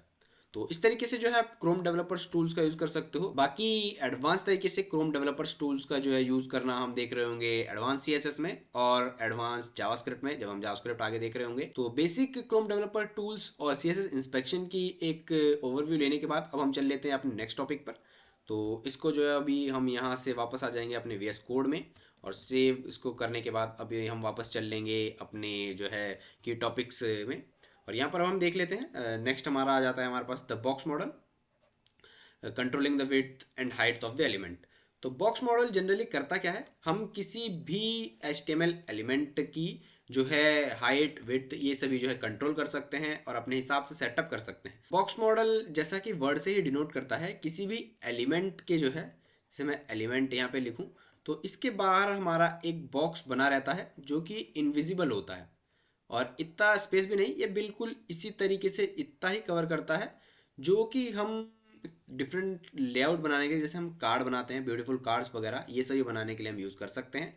और डिफरेंट तरीक़ों से हम इसको यूज़ कर सकते हैं। जैसे हम बॉर्डर लगा सकते हैं, देन उसमें बॉर्डर रेडियस लगा सकते हैं, देन मार्जिन पैडिंग की हेल्प से हम उसको और इनहेंस कर सकते हैं। तो इस तरीके से जो है द बॉक्स मॉडल यूज़ किया जाता है। तो बॉक्स मॉडल, अब जैसे कि हमने यहीं पर अभी देखा था, ब्राउज़र में आपको ले चलूँ तो यहीं अभी हम देखें तो ये जो है इसका हम देख रहे हैं यहाँ पे ये स्टाइलिंग उड़ चुकी है, क्योंकि हमने जो है वो रिफ़्रेश कर दिया था। जैसे हम रिफ़्रेश करते हैं तो यहाँ की लाइव जो हम CSS यूज़ करते हैं वो हट जाती है। मैं यहीं से एक बार आपको दिखा देता हूँ। H1 में border 1 pixel solid green, basically एक शॉर्ट हैंड प्रॉपर्टी है। ये 3 डिफरेंट प्रॉपर्टीज़ को एक में मिक्स करके हम ऐसा बना देते हैं, वो भी हम देख रहे होंगे। पहले मैं आपको दिखाता हूँ बॉक्स मॉडल में। तो ये अभी हम यहाँ पे देख रहे हैं जैसे कि ये बिल्कुल बॉक्स के अंदर एक बंद हो चुका है। बट इफ़ हमको एक, जैसे हम डिफरेंट वेबसाइट्स में देखते हैं कि बड़े प्यारे प्यारे कार्ड्स हमारे बने होते हैं, तो वो किस तरीके से बनते हैं, उस सभी चीज़ों में यूज़ होता है द बॉक्स मॉडल। और ये अभी हम जैसे इंस्पेक्ट एलिमेंट दोबारा से ओपन करें और यहीं पे हम दोबारा से देखें कि ये यहाँ पर एक मॉडल दिख रहा होगा हमको, मार्जिन, बॉर्डर, फिर पैडिंग, देन उसके बीच में एलिमेंट। तो ये चीज़ें हैं क्या, ये हम मार्जिन पैडिंग के अंदर भी इसको जो है हम देख रहे होंगे। तो दोनों ही चीज़ें जो है मैं आपको एक साथ समझा देता हूँ, क्योंकि ये दोनों ही चीज़ें एक दूसरे से जुड़ी हुई हैं और एक साथ ही वो दोनों क्लियर हो जाएंगी। तो एक बार हम स्क्रीन में वापस से चल लेते हैं। सबसे पहले जो है हमारे पास, इसको हम थोड़ा सा इरेज कर लेंगे, इसको हम इरेज कर लेते हैं। अब दोनों चीज़ एक साथ हो जाएंगी तो ज़्यादा आपको बेटर अंडरस्टैंडिंग रहेगी। अब वापस वापस से रिपीट करके कोई फ़ायदा इसको नहीं होगा, तो हम फास्टली दोनों को देख लेते हैं। सबसे पहले जैसे हमने यहाँ पे एक को HTML एलिमेंट हमने बनाया है H1, और यहाँ पे हमने लिखा है हेलो। हेलो हमने लिखा और इसको क्लोज कर दिया। तो हमारे पास आउटपुट क्या आता है, हेलो। और यहाँ हमारे पास जो है, इसमें अगर मैं बॉक्स मॉडल देखूँ तो ये इस तरीके से जो है कंटेंट इतना हमारे पास रहता है। और इसमें हम देखें तो ये हमारे पास जो है इसके चारों ओर एक बॉक्स रहता है, बट ये बॉक्स जो है बाय डिफ़ॉल्ट बिल्कुल ऑफ रहता है, अनविजिबल होता है कि हम इसको देख नहीं सकते। बट ये बॉक्स जो है वहाँ पे प्रेजेंट जो है होता है। जैसे हम इसको देख कैसे सकते हैं, जब हम इस पर बॉर्डर अप्लाई करते हैं। और बॉर्डर अप्लाई करने के लिए क्या प्रॉपर्टी होती है, फर्स्ट हम लिखते हैं बॉर्डर विड्थ, इसमें हम विड्थ जो है स्पेशलाइज करते हैं। सेकेंड हम लिखते हैं बॉर्डर स्टाइल, और थर्ड हम यहाँ पर लिखते हैं बॉर्डर कलर। ये तीन प्रॉपर्टीज जो होती हैं जिसमें हम विड्थ देते हैं, जैसे 10 पिक्सल, देन हम बॉर्डर स्टाइल दे देंगे सॉलिड, डॉटेड, डबल, इस तरीके से। बाय डिफॉल्ट ये भी नन रहता है। बॉर्डर कलर ये भी नन रहता है, बट इसमें हम कलर दे सकते हैं। तो इन तीनों प्रॉपर्टीज के लिए जो है एक सिंपल जो है शॉर्ट हैंड प्रॉपर्टी बनी है, वो है बॉर्डर। तो हम सीधे ये लिखते हैं और उसमें वैल्यू लिखते हैं 10 pixel solid, then third number पे कलर ग्रीन। पहले आती है हमारी width, then style, then colour, और उसके बाद सेमीकोलन। तो सिंपली हम सीधे ये प्रॉपर्टी का यूज कर रहे होंगे इतनी तीन प्रॉपर्टीज लिखने के अलावा। तो हम सीधे ये प्रॉपर्टी लिखेंगे और बॉक्स मॉडल को जो है हम समझ पाएंगे। और उसके बाद हम देखते हैं कि सिंपली ये इतना बॉक्स तो हमारा बन चुका है इस सिंपल प्रॉपर्टी से। बट हमको जो है बॉक्स जो है बड़ा बनाना है, थोड़ा बड़ा हम यहाँ पे बनाना है। इसके बीच में हेलो रहे और थोड़ा जो है स्पेस इसके चारों तरफ रहे। तो ये किस तरीके से पॉसिबल होता है, इसमें जो है हमारा सारा काम जो आ जाता है मार्जिन पैडिंग का, एंड पैडिंग। अब ये दोनों चीज़ें क्या होती हैं, तो margin is nothing but simply is like the space outside of the border. जैसे बॉर्डर है तो इस बॉर्डर के जो है आउटसाइड का जो स्पेस होगा वो जो है हमारा मार्जिन होता है। जैसे मैं आपको यहाँ पे दिखाऊं, ये मैंने एक एलिमेंट यहाँ पे हेलो जैसे था, तो इसके बाहर ये हम अगर मार्जिन सेट में करता हूँ 10 पिक्सल, तो जो है इतना स्पेस यहाँ पे जो है 10 पिक्सल चारों ओर से हमारा आ जाएगा। और कोई भी एलिमेंट ऊपर नीचे दाएं बाएं या साइड किसी भी साइड हो, तो वो जो है 10 पिक्सल जो है स्पेस ये एलिमेंट और एक्स्ट्रा लेगा अपने बॉर्डर से बाहर, और उसके अलावा जो है नेक्स्ट एलिमेंट हमको दिखेगा। बट वहीं डिफरेंट जो है पैडिंग, तो पैडिंग हमारा क्या होता है, जैसे मैंने एलिमेंट हेलो लिया तो उसके बॉर्डर के जो इनसाइड में जो स्पेस होगा उसको पैडिंग बोलते हैं। जैसे मैं यहाँ पे 10 पिक्सल सेम पैडिंग ले लूँ तो ये 10 पिक्सल चारों तरफ से हो जाएगा और ये स्पेस के अंदर एलिमेंट मेरे को दिखेगा। तो अब इन दोनों का यूज़ करते हैं हम कि एक एलिमेंट जो है हेलो, उस पर मैंने जो है 10 पिक्सल ही पैडिंग लगा ली है और 10 पिक्सल ही मार्जिन। तो ये इधर से भी 10 पिक्सल होगा और इधर से भी 10 पिक्सल, अंदर भी 10 पिक्सल, बाहर से भी 10 पिक्सल। तो एलिमेंट जो है दूर भी रहेगा और ये बॉर्डर भी उससे दूर रहेगा। देन हमारे कार्ड्स जो है और ब्यूटीफुल दिखते हैं। तो इस तरीके से मार्जिन और पैडिंग दोनों काम करते हैं। और प्रॉपर्टीज किस तरीके से हम लिखते हैं, सिंपली हम लिखते हैं मार्जिन और फिर उसकी वैल्यू हम दे देते हैं 10 पिक्सल, ये देते हैं। तो इसका मतलब जो है ये चारों जगह यही यूज होगी, bottom, right, left and top. और सेम फॉर पैडिंग। और अगर हम स्पेसिफिकली देना चाहें तो margin top, margin bottom, margin left, margin right, इस तरह से दे सकते हैं। और बाकी हम शॉर्ट हैंड में इसको करना चाहें तो हम ये लिखते हैं मार्जिन सेम, और यहाँ से 10 पिक्सल, देन 20 पिक्सल, बीच में ये कॉमन ही आएगा, और देन 30 पिक्सल, देन 40 पिक्सल। तो ये होती कैसी है, TRBL means top, right, bottom, left. इस तरीके से जो इनकी जो है प्रायोरिटी होती है, इस तरीके से जो सारी साइड में लगती है। पहले टॉप में इतना लगेगा, फिर राइट में इतना, बॉटम में इतना और लेफ्ट में इतना। ये इनकी जो है स्पेसिफिसिटी होती है। सेम जो है पैडिंग में होता है। अभी मैं आपको जो है वीएस कोड में दिखा रहा हूँ। तो अभी चल लेते हैं वापस वीएस कोड में और वहाँ पर देख लेते हैं बॉर्डर की जो है और कौन कौन सी प्रॉपर्टी होती हैं और बॉक्स मॉडल की और कौन सी प्रॉपर्टी होती हैं। तो आ जाते हैं अपने वीएस कोड में। यहाँ से वीएस कोड में शिफ्ट कर लेंगे।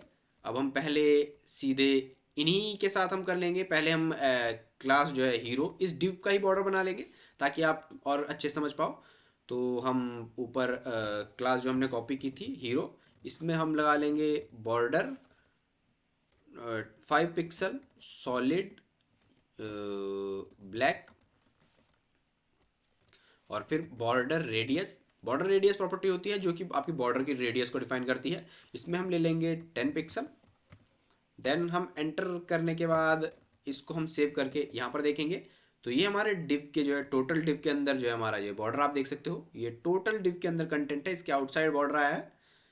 अभी जो है इसमें हमारा ये ज़्यादा अच्छा इसलिए लग रहा है क्योंकि हमारे पास जो है मार्जिन पैडिंग एंटर्ड नहीं है।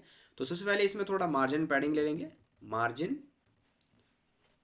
20 पिक्सल, पैडिंग 20 पिक्सल, ऐसे लेते हैं। यहाँ हम देखेंगे कि ये अब थोड़ा ब्यूटीफुल दिख रहा है क्योंकि हमारे पास स्पेस ऊपर से दाएं बाएं और नीचे से सभी साइड से आ चुका है।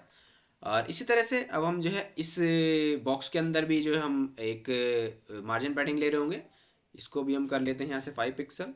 देन कलर हम इसका भी ब्लैक कर लेंगे।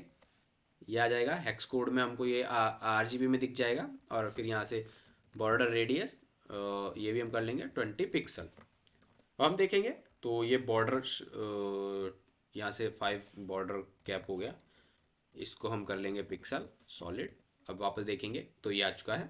बट जो है कंटेंट जो है इसमें भी हमको पैडिंग मार्जिन नहीं दिख रहा है। तो यहाँ पर भी हम मार्जिन 20 पिक्सल, पैडिंग 20 पिक्सल जैसे करेंगे तो अब हम देख रहे हैं कि इसमें भी हमको मार्जिन पैडिंग देखने को मिल जाएगा। यहाँ तक ये अलाइंड आइटम, उसके बाद इसमें जो है 10 पिक्सल का मार्जिन है यहाँ पे। तो इसीलिए जो है ये इस जगह से हमको और थोड़ा सा राइट की तरफ टिल्टेड दिख रहा है, माफ़ कीजिएगा शिफ्टेड दिख रहा है। इंस्पेक्टर के मैं अब आपको जो है बॉक्स मॉडल यहीं पे दिखा देता हूँ कि किस तरीके से बॉक्स मॉडल, ये पूरा बॉक्स मॉडल काम करता है। तो मेन जो हमारे पास एलिमेंट है अभी मैं आपको दिखा रहा हूँ जो हमने सेलेक्ट किया हुआ है, हेलो वेलकम टू dev2ds से H1 है जो हमारी। तो इसकी अंदर की जो विड्थ है ये यहाँ पे डायमेंशंस लिखी हुई हैं। उसके बाद हमने जो है पैडिंग देख सकते हैं, यहाँ पे पैडिंग कितनी लगाई है इसमें 20 पिक्सल। तो ये पैडिंग जो है हमारी 20 पिक्सल है। और उसके बाद जो है हमारा बॉर्डर, बॉर्डर आप यहाँ पे देख रहे होंगे ये बॉर्डर लिखा हुआ है, ये हमारा बॉर्डर है। और उसके बाद आप देख रहे होंगे मार्जिन हमने लगाया हुआ यहाँ पे 20 पिक्सल। तो मार्जिन हमारा यहाँ पे 20 पिक्सल आपको दिख रहा होगा। और उसके बाद जो हमारा पूरा डॉक्यूमेंट है। तो जिस तरह जैसे आप सेलेक्ट डिफरेंट एलिमेंट को सेलेक्ट करूंगा तो ये डिफरेंट बॉक्स मॉडल मेरे को दिखाएगा। जैसे मैं सेलेक्ट करता हूँ ये बाहर का, तो बाहर का एलिमेंट में दिखा रहा हूँ तो सेम हमने मार्जिन पैडिंग दी है इसीलिए वो 20 लिख रहा है। मैं इसको पैडिंग को 50 करता हूँ तो हम यहाँ देखेंगे पैडिंग 50 हो चुकी है। तो इस तरीके से आप जो है क्रोम डेवलपर टूल्स का यूज़ कर सकते हो बॉक्स मॉडल को जो है रीड करने के लिए और अपने जो है डिबगिंग के लिए, और अपने डिबगिंग के लिए और अपनी कोडिंग स्किल्स को और CSS स्किल्स को इन्हेंस करने के लिए।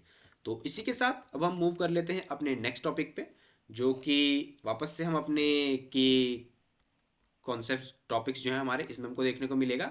ये आ जाता है CSS कैस्केड, जो कि एक one of the most important topic है CSS का। मोस्ट ऑफ द पीपल जो है बेसिक CSS सीख लेते हैं बट CSS कैस्केड को नहीं सीखते हैं ना, उसके बारे में कुछ ज़्यादा जानते हैं।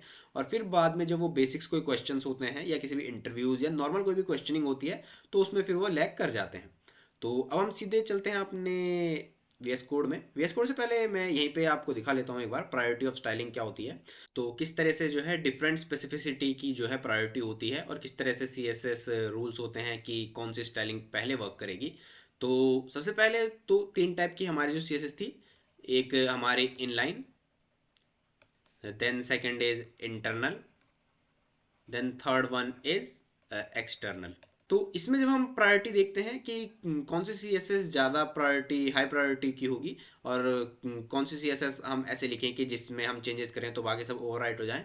तो सबसे पहले जो है सबसे हाईएस्ट प्रायोरिटी हमारी होती है इनलाइन CSS की, फिर उसके बाद हमारी होती है इंटरनल की, एंड देन थर्ड आती है हमारी एक्सटर्नल। क्योंकि इंटरनल जो होती है सबसे पहले एलिमेंट से जुड़ी हुई होती है, इसलिए वो सबसे ज़्यादा हाई प्रायोरिटी होती है। सेकंड, माफ कीजिएगा, इनलाइन जो होती है वो एलिमेंट से जुड़ी हुई होती है, इसलिए उसकी प्रायोरिटी हाई होती है। सेकंड इंटरनल, वो वेब पेज में होती है, देन उसकी जो है प्रायोरिटी सेकंड नंबर पे आती है। थर्ड एक्सटर्नल, कि जो आप एक्सटर्नल सीएसएस लगते हो या किसी और सीएसएस को जो है अपने वेब पेज में इंटीग्रेट करते हो, तो उसकी प्रायोरिटी जो है आपकी थर्ड एंड लास्ट नंबर पर आती है। तो कैस्केड एल्गोरिथम के अकॉर्डिंग हमारे पास जो है 4 कैटेगरीज होती हैं, जिनके अकॉर्डिंग हमारे जो है रूल्स डिफाइन होते हैं कि कौन सी सीएसएस और किस पोजीशन की और किस स्पेसिफिसिटी की सीएसएस जो है ज़्यादा हाई प्रायोरिटी होगी। तो 4 कैटेगरीज हमारी जो है, फर्स्ट हमारे पास आती है पोजीशन।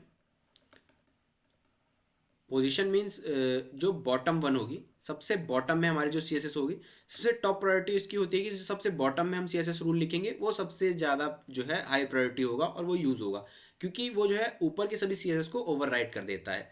सेकंड हमारे पास आता है, वो हमारे पास आता है स्पेसिफिसिटी। स्पेसिफिसिटी मीन्स जो हमारे सीएसएस सेलेक्टर्स होते हैं, उनके हिसाब से हम सेलेक्ट करते हैं, जैसे आईडी, क्लास और attribute, element and universal selector.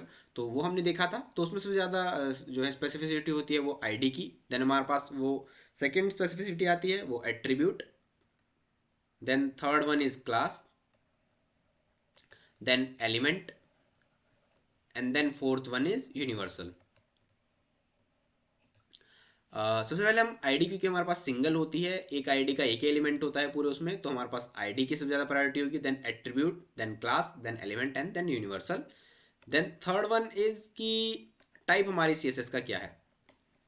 Type हमारी सीएसएस का क्या है मीन्स, जैसे वो इनलाइन है तो उसकी सबसे ज़्यादा प्रायोरिटी होगी।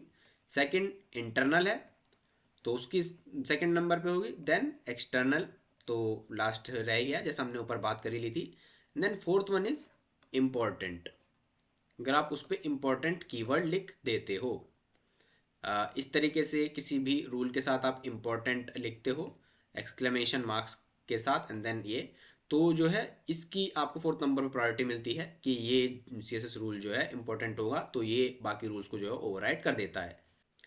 तो इस कैस्केड एल्गोरिथम या रूल को जो है हम एक एग्जांपल के थ्रू समझ सकते हैं। जैसे मान लीजिए मैंने एक वेब पेज, एचटीएमएल का वेब पेज मेरा है, उसमें मैंने एक स्टाइल शीट लिंक की हुई है, और यहाँ पे मैं एक H1 जो है एक एलिमेंट यहाँ पे बनाता हूँ, और यहाँ पे उसमें स्टाइल लगा देते हैं, कलर स्टाइल जो हमने लगा दिया है कलर रेड, और यहाँ पे हम जो है ये कोट्स के अंदर होगा, यहाँ पे एक सेमीकोलन, और उसके बाद हम फॉन्ट साइज हम लिख लेते हैं, ये आ जाएगा 10 पिक्सल। इसको हम ऑफ करके यहाँ पे अब हेडिंग हमारी मेन हमने लिखी थी हेलो, और फिर हेडिंग को जो हमने क्लोज कर लिया। तो इसमें हमने जो है अब ये सी एस एस इनलाइन लिखी है, बट मैंने डिफरेंट एक फाइल बना ली और यहाँ पर style dot C S S file बनाई और इसको लिंक कर दिया अपनी मेन फाइल से, और यहाँ पे जो है H1 में जो है अपना एक सी एस एस डाल दी, लिखा फॉन्ट साइज, और यहाँ पर हमने लिख दिया है 30 पिक्सल। तो क्या ये ओवरराइट होगा इससे? जी नहीं, बिल्कुल नहीं, क्योंकि हमारी भी जो है इनलाइन सीएस की जो है सीएसएस की जो है हमारे पास प्रायोरिटी हाई होती है, तो ये जो है 10 पिक्सल ही रहेगा, और ये 30 पिक्सल जो है काम नहीं करने वाला है। तो कुल मिलाकर बात इतनी है कि जिस तरीके से ये 4 कैटेगरीज डिफाइन होती हैं, उसी तरीके से जो है हमारे सारे सीएसएस रूल वर्क करते हैं, कि सबसे पहले पोजीशन जो बॉटम वन होगी वो ही इंप्लीमेंट हो रही होगी। देन सेकंड प्रायोरिटी आती है स्पेसिफिसिटी में, कि अगर दोनों ही सेम लाइन में लिखे हुए हैं तो स्पेसिफिसिटी किसकी ज़्यादा है। अगर यहाँ पर हम आईडी और क्लास में ही दो जो है डिफरेंट कलर्स और फॉन्ट साइज या स्टाइलिंग लगा दें, तो जो है आईडी में जो लगा होगा वो जो है इम्प्लीमेंट हो रहा होगा, क्लास वाला नहीं। Then fourth is type inline, और इनलाइन में जब हम लिख रहे हैं, जैसे कि हम अगर एक्सटर्नल में लिखें और इनलाइन में, तो इनलाइन की यूज़ होगी। देन इंपॉर्टेंट, अगर हम यहाँ पर लिख रहे हैं, दोनों हमने आईडी पर ही हमने लगा दी हैं, तो नीचे जैसे हम लिखता हूँ जिस पे मैं इंपॉर्टेंट लिख दूंगा, तो वो वाली स्पेलिंग जो है यूज़ हो रही होगी। तो आई होप आप जो है कैस्केड एल्गोरिथम एंड रूल जो है समझ चुके होंगे। तो अब हम मूव ऑन कर लेते हैं अपने नेक्स्ट टॉपिक पे। तो CSS कैस्केड के बाद हमारे पास आ जाता है combining CSS selectors. Combining CSS selectors में हम मेनली करते क्या है कि हम डिफरेंट सेलेक्टर्स को जो है कंबाइन करते हैं, ताकि हम किसी भी स्पेसिफिक एलिमेंट को अगर सेलेक्ट करना चाहते हो तो उसको सेलेक्ट कर पाएँ। जैसे कि मैं अभी आपको दिखाऊँ, हमारे पास 4 इसमें भी रूल होते हैं। एक group rule, child rule, then descendant rule, then chaining rule. तो ग्रुप रूल में हम क्या करते हैं, डिफरेंट जो है हमारे पास सेलेक्टर्स होते हैं उनको कॉमास के साथ ग्रुप करते हैं और फिर एक एलिमेंट पे जो CSS लगाते हैं। देन चाइल्ड रूल हमारा क्या कहता है कि हम एक पेरेंट से जो है हम दूसरे चाइल्ड को जो है सेलेक्ट कर सकते हैं स्पेसिफिकली। देन डिसेंडेंट रूल हमारा ये कहता है कि हम विदाउट कॉमा के जो है हम स्पेसिफिकली किसी को भी टारगेट कर सकते हैं एक एलिमेंट को। देन चेनिंग रूल हमारा होता है कि हम डिफरेंट काइंड ऑफ सेलेक्टर्स जैसे कि class selector, ID selector and element selector, इन सभी को जो है हाइब्रिड तरीके से जो है चेन कर सकते हैं, देन किसी भी एलिमेंट तक पहुंच सकते हैं। बाकी ग्रुप एलिमेंट, ग्रुप रूल में जो होता है हम कॉमा लगा के जैसे लिखते हैं। थोड़ा स्क्रॉल डाउन में कर लेता हूँ, उसके बाद हम चलेंगे VS कोड में, वहाँ हम देख रहे होंगे किस तरीके से काम करता है। तो कंबाइनिंग CSS सेलेक्टर्स, तो इसमें हम क्या करते हैं, पहले ग्रुप रूल में हम लिख लेते हैं सेलेक्टर 1 कॉमा सेलेक्टर 2, और देन यहाँ पे पैरेंथेसिस, देन यहाँ पे स्टाइलिंग, देन इसको ऑफ। देन सेकंड में हम क्या करते हैं, जो हमारे पास हमारा ऑप्शन, जो हमारा सेकंड टाइप था वो था हमारा चाइल्ड रूल। चाइल्ड रूल में हम क्या करते हैं कि चाइल्ड रूल में हम यहाँ पर लिख लेते हैं अपना सेलेक्टर 1, देन लगा लेंगे अपना एक angular bracket, then selector 2, then यहाँ पर स्टाइलिंग लिख लेंगे, और देन थर्ड वन हमारा था डिसेंडेंट सेलेक्टर। इसमें हम क्या करते हैं कि S1 देन स्पेस S2 और स्पेस S3, भी हम ऐसे डिफरेंट आगे तक जा सकते हैं, दो से ज़्यादा भी हम ग्रुप कर सकते हैं जितने मर्जी चाहें। तो ये S3 के लिए हम स्पेसिफिकली करते हैं, तो ये इस एलिमेंट को जो है टारगेट करता है। देन फोर्थ हम जो है करते हैं वो आ जाता है हमारा चेनिंग रूल। इसमें हम लिखते हैं सबसे पहले एलिमेंट। एलिमेंट हम लिखना पसंद करते हैं ज़्यादातर, ताकि जो है ज़्यादा ये गड़बड़ नहीं होती है, ज़्यादा मिक्स नहीं होती है चीज़ें। फिर उसके बाद हम लिखते हैं क्लास सेलेक्टर, आईडी सेलेक्टर, इस तरीके से। जैसे H1 के बाद S1 selector, S2 selector. H1 भी मैंने गलत लिखा, मेरे को यहाँ पर सीधे एलिमेंट लिखना था, एलिमेंट सेलेक्टर। बाकी आप H1 से ज़्यादा समझोगे इजीली, इसलिए मैंने H1 लिख दिया है। तो और उसके बाद यहाँ पे हैश लग जाएगा, इसमें सभी जो है जुड़ी रहती हैं, बीच में स्पेस नहीं होता है। देन यहाँ पर CSS, देन ये क्लोज। तो इस तरीके से हम जो है ये डिफरेंट काइंड ऑफ सेलेक्टर से कंबाइन करके हम किसी भी एलिमेंट को जो है स्पेसिफिकली गेट करके सेलेक्ट करके उस पर स्टाइलिंग कर सकते हैं। तो VS कोड में अब हम चलकर देख लेते हैं। VS कोड अपना ओपन कर लेंगे और यहाँ से हम देखेंगे कि हमारे पास ये लिखा हुआ है। एक और डिव हम क्रिएट कर लेंगे। यहाँ पर हम कर लेंगे अबाउट नहीं, हम लिख लेंगे Hero 2। हीरो सेकंड हम करेंगे एंटर। यहाँ पे हम लिख लेंगे H2। यहाँ पर हम एक LI लिख लें क्या? चलो अब लिख लिया है तो लिख लेते हैं। LI में हम लिख लेंगे लिस्ट आइटम, और एक एंकर टैग ले लेंगे यहाँ पर, और इसमें लिख लेंगे डिफरेंट काइंड ऑफ आइटम चाहिए, तो क्लिक मी हम कर लेंगे इसको। जैसे क्लिक मी हमने बना लिया है, अब थोड़ा इस ब्राउज़र में हम देख लेते हैं कैसा दिख रहा है। तो इसको अभी हम कट कर लेते हैं। ऊपर का सभी उसी तरह से दिख रहा है। वो CSS हम हटा लेंगे क्योंकि बॉक्स मॉडल हमने जो है देख लिया है, इसको पूरा हटा लेंगे। बस फॉन्ट फैमिली भी हम रख सकते हैं इतना, और इसको जो है हम यहाँ से हटा लेंगे। और यूनिवर्सल सेलेक्टर का अब हम काम एक बार देख लेते हैं पहले थोड़ा सा, क्योंकि हम फॉन्ट फैमिली जो हमको लगानी है, फॉन्ट फैमिली इंटर, ये हमारा इसके अंदर आएगा, एंड देन सेंस सेरिफ जाके देख लेते हैं। तो फॉन्ट फैमिली है यहाँ पर, और यहाँ पर हम मार्जिन पैडिंग भी दे लेते हैं, थोड़ा सा मार्जिन 10 पिक्सल, पैडिंग 10 पिक्सल। ये रखने के बाद हम ये आइटम्स थोड़ा बीच में आ जाएंगे। अब हम यहाँ से वापस आ जाते हैं। फर्स्ट रूल हम यहाँ से देख लेंगे, जो कि हमारा था ग्रुप रूल। तो हम जो है यहाँ से हीरो जो है, हीरो और हीरो सेकंड दोनों डिव्स पे जो है हम स्टाइलिंग लगाएंगे। तो हम करेंगे हीरो, उसके लिए पहले dot operator, then hero comma hero second, then यहाँ पे भी हमारा डॉट हमको लगाना होगा क्योंकि दोनों क्लास है। बैकग्राउंड कलर, अब ये दोनों पे सेट होगा बैकग्राउंड। बैकग्राउंड कलर क्या हम लगाएंगे? बैकग्राउंड कलर ई, थोड़ा सा कुछ भी हम देख लेते हैं। EVH7 क्या ये कोई कलर होता है? जी नहीं, बिल्कुल नहीं। कोई भी कलर नहीं होता है। मैं रैंडम कलर वहाँ यहाँ से लगा रहा हूँ, ये लग गया। और हम देखेंगे कि ब्राउज़र में जैसे जाते हैं तो दोनों डिव्स में हमारा कलर लग चुका है। तो इस तरीके से जो हमारा जो ग्रुप रूल जो है काम करता है। सेकंड अब हम टारगेट करते हैं जो हमारा था चाइल्ड रूल। तो चाइल्ड रूल में जो है हम पेरेंट से चाइल्ड को सेलेक्ट करते हैं। मीन्स हमारे पास एक चाइल्ड एलिमेंट, ही पेरेंट एलिमेंट है हीरो, उसके अंदर जो है हमारा इसका चाइल्ड है वो है H1। तो अब हम इसको कैसे टारगेट करेंगे? Hero then H1,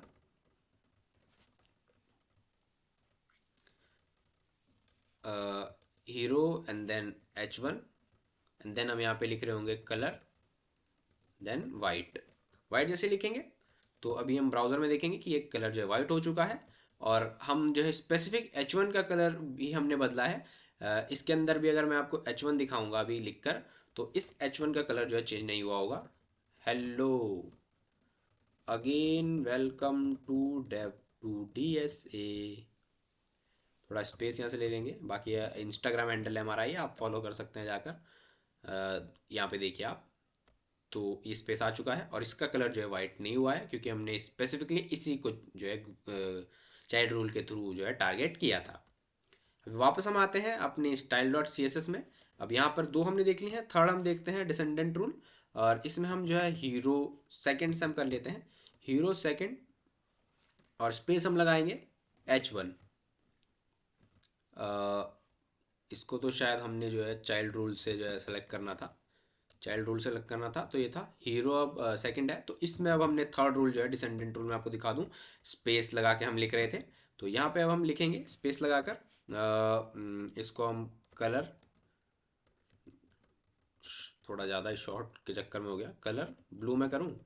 colour choice मैंने बहुत गंदी रखी है, ऐसी चॉइसेस आपको नहीं रखनी है, बिल्कुल ही बहुत ख़राब चॉइस रखी है मैंने इस बार इस प्रोजेक्ट में है। Hello again, welcome to Dave to DSA। Colour hunt dot C O मैंने आपको साइट बता दी है जहाँ से आप कलर पैलेट्स वगैरह ले सकते हैं। और अगर मैं थोड़ा ज़्यादा फास्ट बोलता हूँ तो आप मुझे कमेंट्स में ज़रूर बताइएगा, मैं थोड़ा स्लो करूँगा चीज़ों को। तो तीन रूल देखने के बाद अब चौथा भी हम ये कर देंगे कि यहाँ पे जो है अपने हीरो है, इस हीरो को जो हम कॉपी कर लेंगे। अब हीरो यहाँ पे हम अपनी लिख लेंगे क्लास, देन हम लिख लेंगे यहाँ पर अपना P, and then with hash P, and then इसको कर लेंगे कलर ग्रीन, माफ़ कीजिएगा कलर ग्रीन जैसे मैं लिखता हूँ और ग्रीन करूँगा तो यहाँ आप देखेंगे इसका कलर भी ग्रीन हो चुका है। तो इस तरीके से आई होप आप सभी ये चारों रूल्स भी समझ चुके होंगे। तो इसको अब हम यहाँ से कट कर लेंगे यूनिवर्सल सेलेक्टर को रखकर, और आप अब चेनिंग रूल्स के हिसाब से भी अपने डिफरेंट स्पेसिफिक एलिमेंट को जो टारगेट कर सकते हो, स्पेसिफिक हो या अलग अलग एलिमेंट हो, उनको टारगेट करके सेलेक्ट करके जो है स्टाइलिंग चेंज कर सकते हो। तो अब हम मूव ऑन कर लेंगे अपने नेक्स्ट टॉपिक पे, जो कि अब हमको देखने को मिल जाएगा वापस से अपने की टॉपिक्स में जाकर। तो अब हमारे पास बचता है नंबर 10, CSS पोजीशंस। अब हम देख लेते हैं कि CSS पोजीशन होती क्या है और किस तरीके से इनका यूज CSS में होता है। तो यहाँ पर जो है चार पॉइंट आपको देखने को मिलेंगे, ये चार types: static, relative, absolute and fixed. तो फर्स्ट वन हमारे पास आता है स्टैटिक। तो स्टैटिक पोजीशन अगर हम किसी एलिमेंट को देते हैं तो उसका मतलब होता है कि वो बाय डिफॉल्ट वो ही पोजीशन वो लेगा जो कि उसको पोजीशन मिलनी चाहिए, मतलब कि वो अपने से ऊपर वाले एलिमेंट से बिल्कुल नीचे आकर रहेगा। जैसे अबव एलिमेंट होगा तो स्टैटिक पोजीशन में उसके नीचे रहेगा बिल्कुल। सेकंड जब हम देखते हैं कि सेकंड जब हम देखते हैं यहाँ पर हमारे पास देखने को आपको मिल रहा होगा रिलेटिव। तो रिलेटिव पोजीशन जब हम देते हैं तो इसका मतलब होता है कि हमारा जो है एलिमेंट वो बिल्कुल डिफ़ॉल्ट पोजीशन के जो होगा। जैसे वेब पेज, रुक जाइए, वेब पेज कुछ ज़्यादा ही अच्छा बना दिया मैंने। ये वेब पेज है तो ये इस डिफ़ॉल्ट पोजीशन के जो ही रिलेटिव होगा, हम इसको जो है मूव कर सकते हैं डिफरेंट पोजीशंस देकर, लेफ़्ट राइट किसी भी डायरेक्शन में। और थर्ड वन हमारे पास आ जाता है यहाँ से एब्सोल्यूट। तो एब्सोल्यूट क्या होता है? जैसे वेब पेज होता है तो ये वेब पेज में जो है एब्सोल्यूट पोजीशन हम जिसको देते हैं, जैसे हमारा एक पेरेंट एलिमेंट है तो उसके नीचे जो ये एलिमेंट होगा सेकंड, तो इसको हम एब्सोल्यूट पोजीशन देंगे। और ये जो है अपने नियरेस्ट एंसेस्टर जो इसका अबव पेरेंट एलिमेंट होगा उसके जो है रिलेटिव रहता है।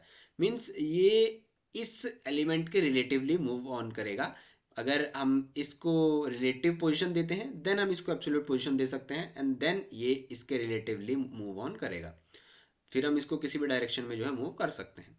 लास्ट वन हमारे पास आता है फिक्स्ड। तो फिक्स्ड पोजीशन का मतलब होता है कि ये वेब पेज हमारे पास है, वेब पेज हमारे पास है, तो इसमें जो है हम इस एलिमेंट को अगर यहाँ पे फिक्स कर देते हैं तो पूरा स्क्रॉल हमारा ऊपर होता रहेगा इसके ऊपर ही, बट ये जो एलिमेंट है ये अपने स्पेस पर रहेगा। ऊपर या इसके पीछे जाना वो जेड इंडेक्स का काम है। और जेड इंडेक्स मैंने भूल ही दिया तो बता देता हूँ जेड इंडेक्स होता क्या है। जेड इंडेक्स जो है एक प्रॉपर्टी होती है जिससे कि आप लेयर्स पे काम कर सकते हो सीएसएस में। मीन्स आप किसी भी एलिमेंट को आगे या पीछे कर सकते हो। जेड इंडेक्स की आप वैल्यू देते हो 1 to इन्फिनिटी, आप जितनी भी देना चाहो। तो 1 अगर आप देते हो और इस टेक्स्ट की आप जेड इंडेक्स वैल्यू अगर -1 दे देते हो और इस एलिमेंट की आप 1 दे देते हो तो ये ऊपर दिखाई देगा और ये इसके बैकग्राउंड में पीछे छिप रहा होगा जब हम स्क्रॉल कर रहे होंगे। तो इस तरीके से जेड इंडेक्स काम करता है और ये एब्सोल्यूट प्रॉपर्टी, माफ़ कीजिएगा, पोजीशन प्रॉपर्टीज जो है सीएसएस में काम आती हैं।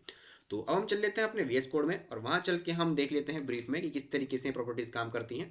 अब हम आ चुके हैं वापस से अपने वीएस कोड में। तो पहले जो है मैं ये सभी कोड यहाँ से कट कर लूँगा ताकि जो है हम फ्रेश यहाँ से अपना पोजीशनिंग स्टार्ट कर सकें।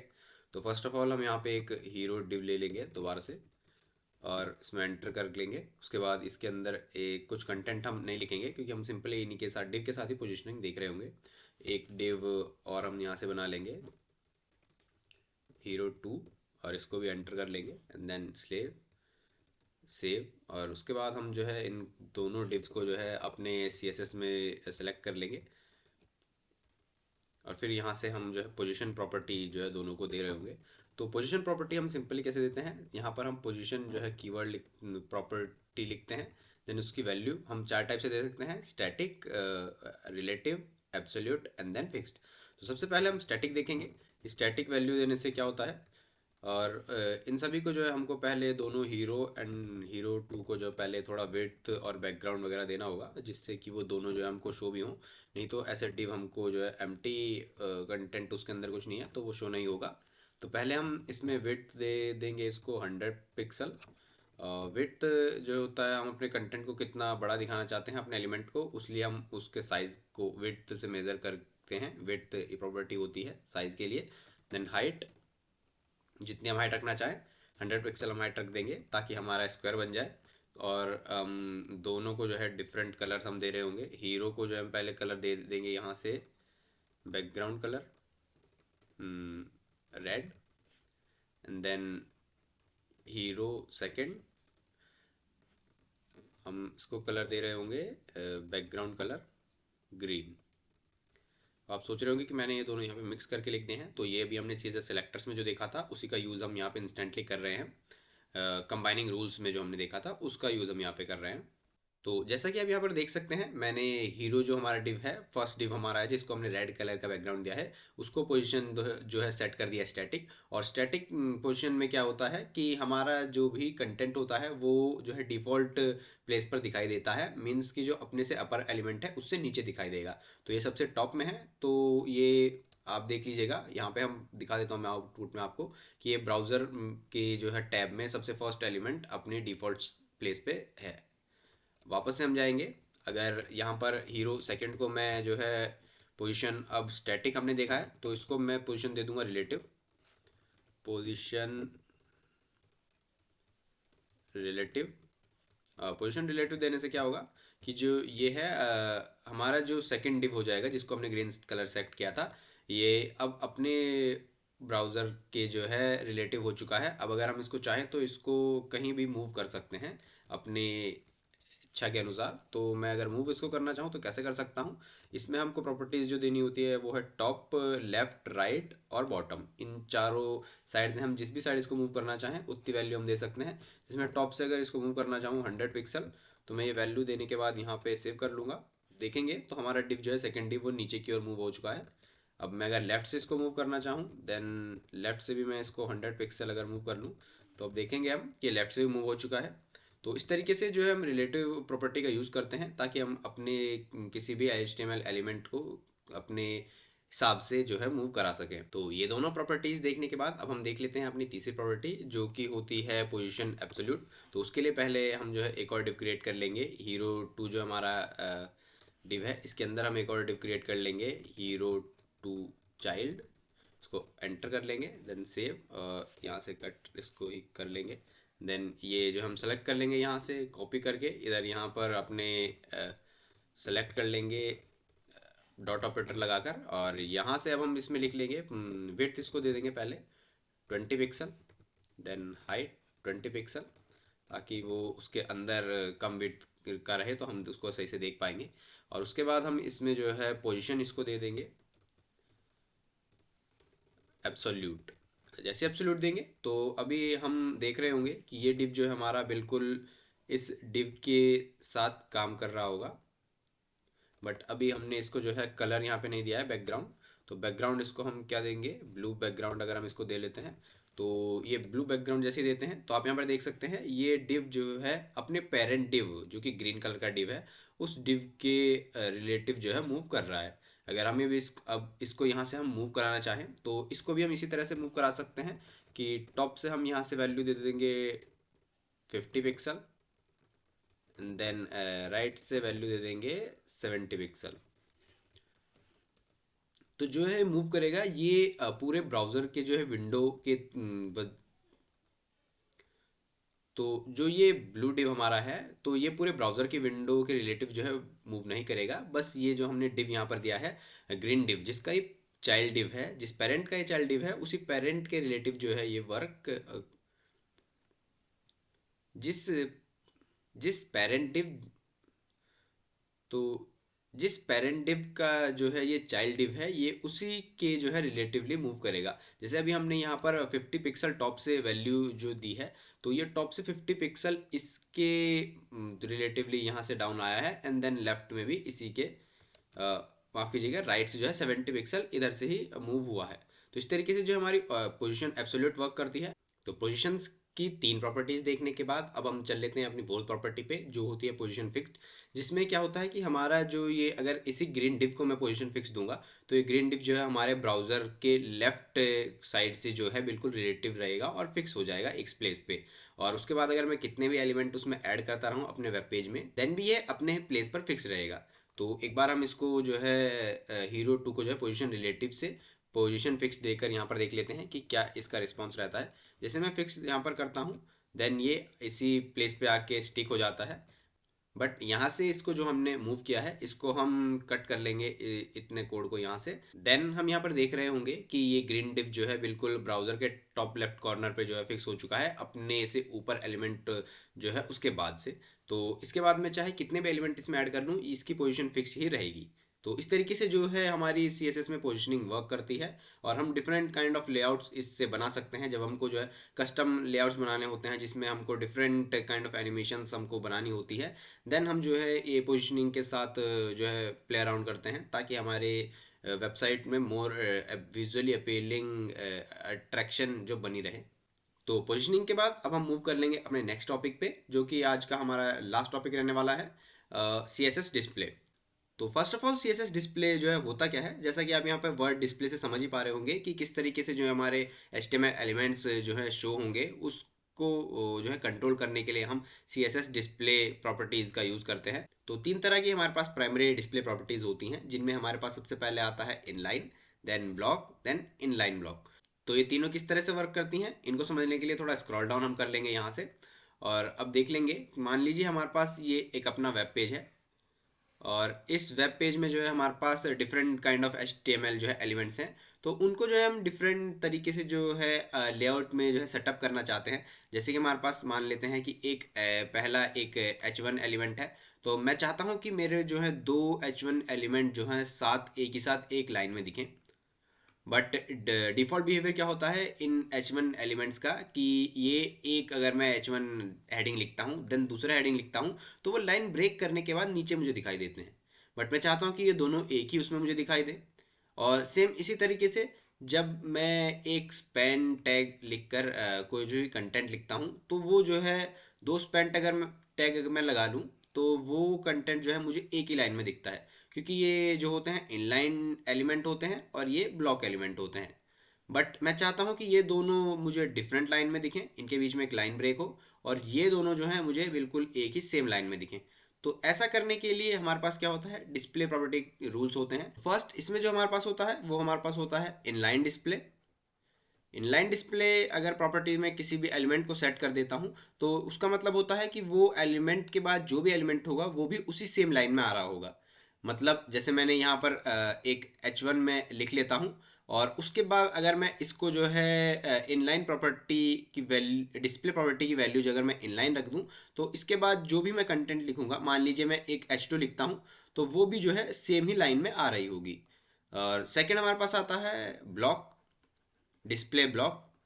तो जब मैं ब्लॉक किसी भी एलिमेंट की अगर डिस्प्ले प्रॉपर्टी की वैल्यू रख देता हूँ, तो उसके बाद जो भी वो एलिमेंट होगा, जैसे H1 में मान लेता हूँ, ये डिफ़ॉल्ट भी ब्लॉक होता है, तो इसी को अगर मैं डिस्प्ले ब्लॉक कर देता हूँ तो ये पूरा जितना वेब पेज होगा उसकी पूरी विड्थ जो है एक्वायर कर लेगा, और इसके बाद जो भी एलिमेंट होगा उसको अपने से नीचे जो है पुश कर देगा।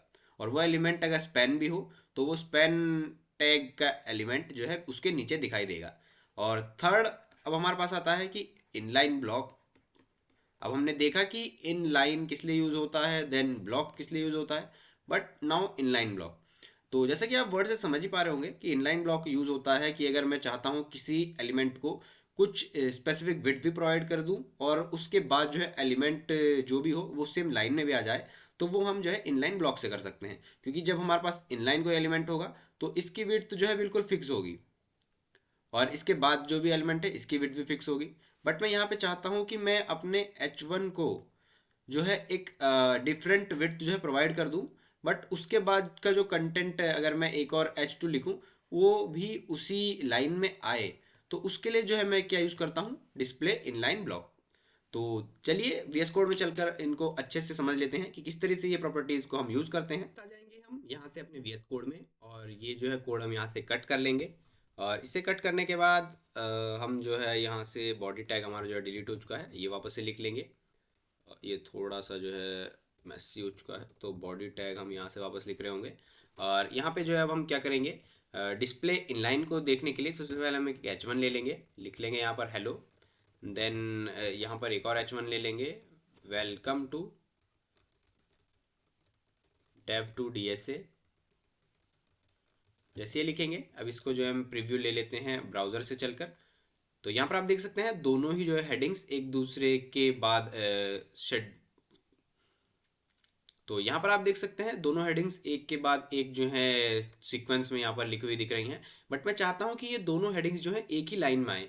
तो कैसे हम इसको अचीव कर सकते हैं, उसके लिए हम वापस चल लेते हैं अपने VS कोड में, और यहाँ से हम जो है H1 को जो अपने स्टाइलिंग में सेलेक्ट कर लेंगे। देन यहाँ पर हम सिंपल लिख लेंगे डिस्प्ले, और वैल्यूज़ की हम दे देंगे इन लाइन। जैसे इन लाइन लिखते हैं, वापस से अपने ब्राउज़र में हम जाएंगे तो देखेंगे कि दोनों जो है H1 एलिमेंट एक ही लाइन में हमको दिख रहे हैं। तो अब डिस्प्ले इनलाइन प्रॉपर्टी देखने के बाद हम देख लेते हैं कि डिस्प्ले ब्लॉक प्रॉपर्टी कैसे वर्क करती है। तो यहाँ पर हम ओपन कर लेंगे HTML, और इसको H1 को हम यहाँ से हटा लेंगे, और यहाँ पर हम लिख लेंगे जिस डिफ़ॉल्ट डिस्प्ले, जैसे हमारे पास स्पैन की जो होती है, स्पैन एलिमेंट की वो होती है इनलाइन। तो यहाँ पर हम लिख लेंगे हेलो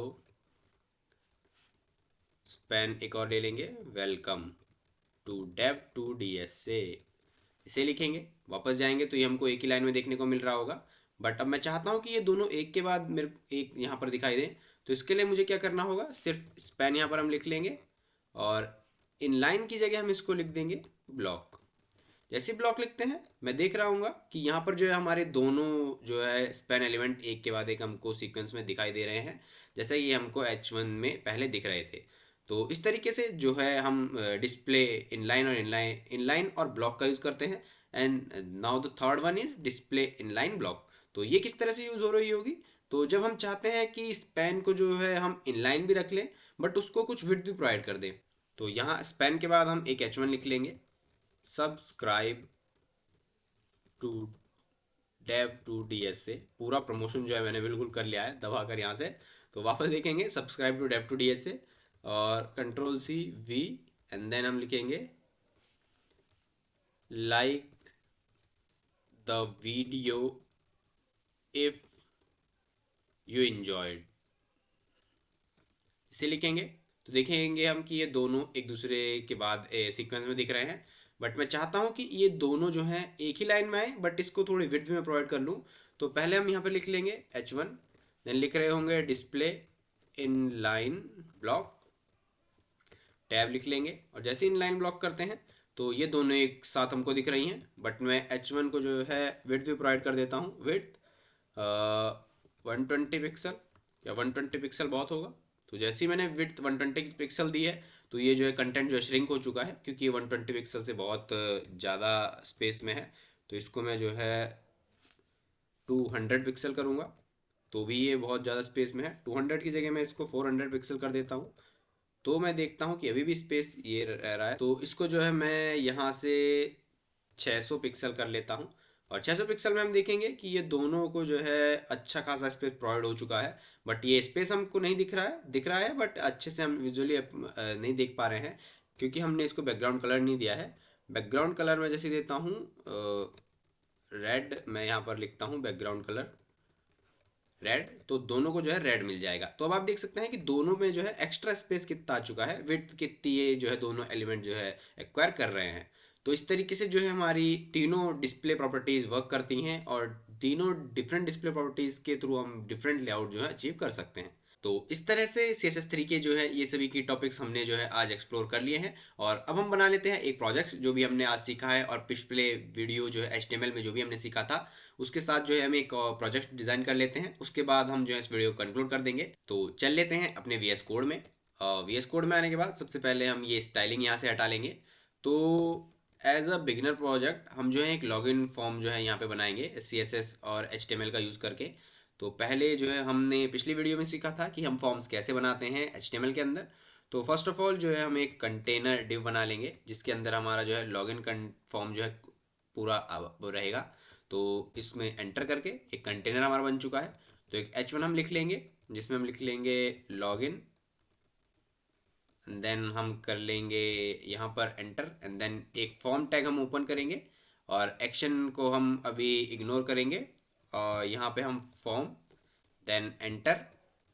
एंटर करने के बाद सबसे पहले हम एक डिव क्रिएट कर लेंगे, आइटम कंटेनर हम लिख लेंगे, या फिर आइटम कंटेनर हम लिख लेते हैं अभी, और एंटर। देन हम यहाँ पे लिख लेंगे लेबल। लेबल टैग हमारा यूज़ होता है कि हम क्या लेबल रखना चाहते हैं उस इनपुट फील्ड के लिए। तो सबसे पहले हम यूज़र नेम रखेंगे, यूज़र नेम, देन यहाँ से एंटर, देन हम इनपुट यहाँ पे फील्ड टाइप टेक्स्ट रहेगा यूज़र नेम का, देन रिक्वायर्ड। उसके बाद हम जो है इसी डिव को यहाँ से कॉपी कर लेंगे एक बार, then copy and paste. Then यहाँ पर जो है हमारा एक और आइटम कंटेनर है, इसमें जो है हम यूज़र नेम की जगह हम लिख लेंगे पासवर्ड, और टाइप इसको रख लेंगे पासवर्ड, और ये भी रिक्वायर्ड रहेगा। अब थर्ड आता है हमारा एक और आइटम कंटेनर टाइप सबमिट। ये AI ने ऑटो सजेस्ट कर लिया है, मैंने AI यूज़ कर ही लिया है, तो माफ़ कीजिएगा आप मुझे। बाकी ऑटो सजेशन था, ऐसा कुछ खास मैंने AI से नहीं किया। जब यहाँ पर जो है एक और डिव आइटम कंटेनर, उसके अंदर इनपुट हम सीधा लिख लेंगे टाइप सबमिट, और वैल्यू जो है लॉगिन। तो इसका जो है हम एक बार आउटपुट देख लेते हैं कि ये शो कैसा हो रहा है। जैसे मैं ब्राउज़र में आऊँगा ये कुछ इस तरीके का यहाँ पे शो हो रहा होगा, बट ये चीज़ें बिल्कुल प्लेन HTML है, अभी हमने CSS यूज़ नहीं किया है। और CSS जो मैं देखूँ तो इसमें भी क्या लगा होगा, इसमें मार्जिन पैडिंग लगी हुई है। तो इसको जो है मैं यहाँ से कट कर लूँगा, और जैसे ही वापस आएंगे तो हम देखेंगे कि ये बिल्कुल ज़ीरो हो चुका है। अब हम यहाँ से जो है सबसे पहले कंटेनर जो है इसको सेलेक्ट कर लेंगे, और CSS सेलेक्ट करने क्लास से सेलेक्ट करने के लिए हम dot operator, then parenthesis, and then AI को पहले मैं ऑफ कर लेता हूँ, ये थोड़ा ज़्यादा ही अच्छे अच्छे सजेशन दे रहा है।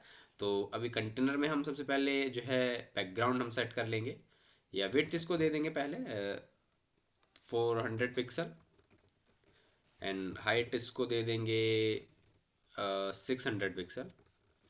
इसका आउटपुट हम देख लेंगे, अभी दिखेगा नहीं क्योंकि अभी इसमें हमने बैकग्राउंड सेट नहीं किया है। तो एक बार हम बैकग्राउंड भी सेट कर लेते हैं, colorhunt.co जो मैंने आपको वेबसाइट अभी बताई थी। इसमें हम जो है कलर्स देख लेंगे कौन से कलर हम रखना चाहते हैं। थोड़ा स्क्रॉल डाउन कर लेंगे और कुछ अच्छे कलर्स मेरे को यहाँ पे मिल जाएं, तो मैं ये लगा लेता हूँ एक कलर पैलेट। इसमें जो है हम थोड़ा लाइट अगर कलर पैलेट मिल जाए, जैसे कि मैं ये ले लेता हूँ यहाँ से,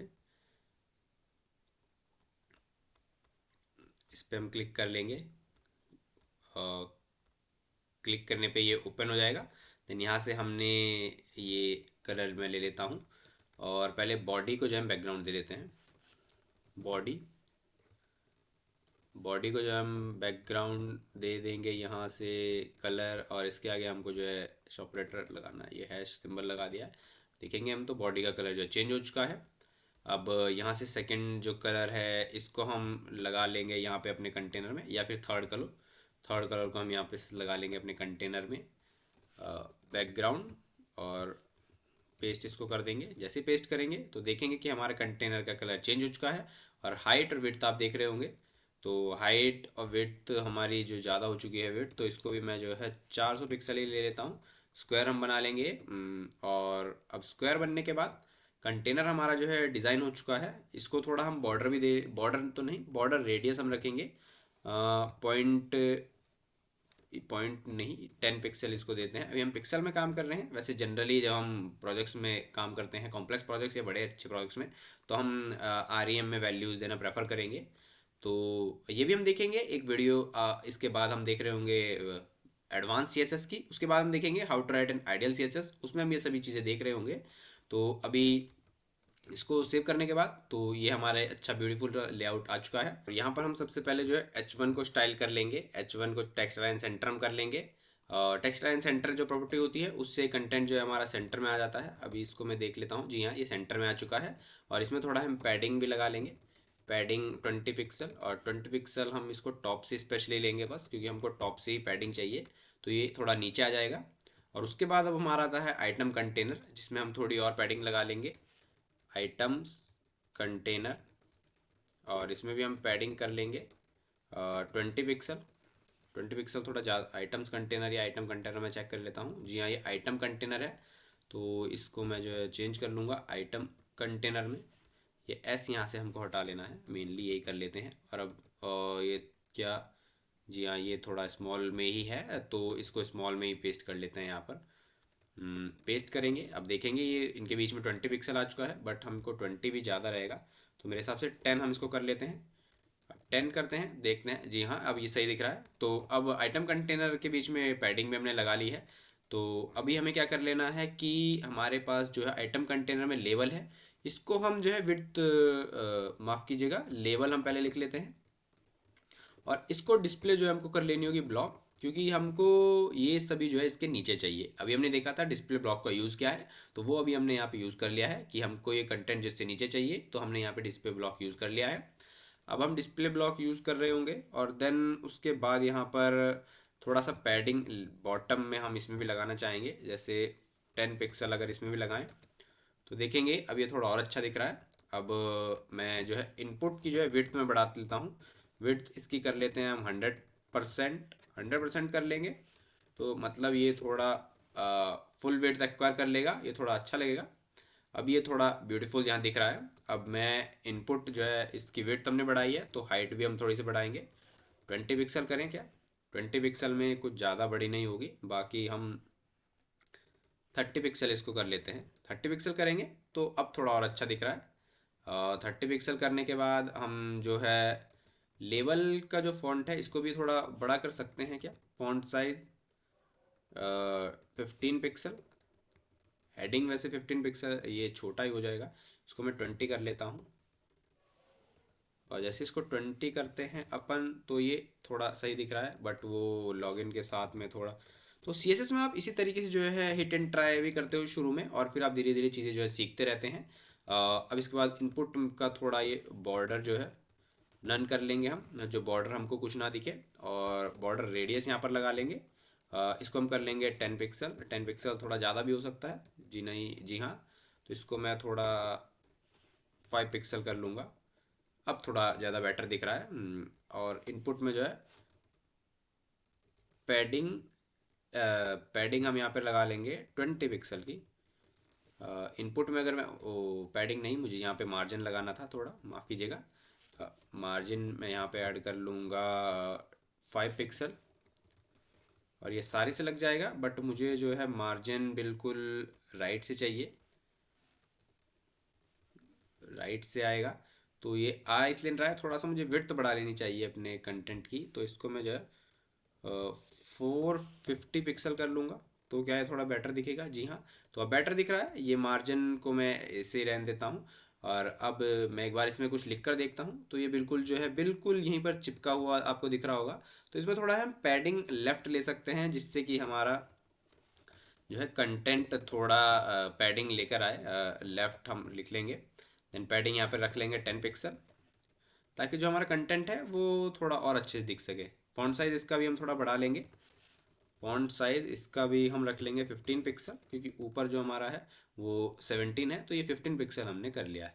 अब लॉगिन जो ये बटन है, इसके बटन का जो है हमको कलर जो है चेंज करना चाहिए। और चेंज किस तरह से करेंगे, तो यहाँ पर आ जाएंगे कलर पैलेट में, और ये कलर हम वापस से चूज़ कर लेंगे।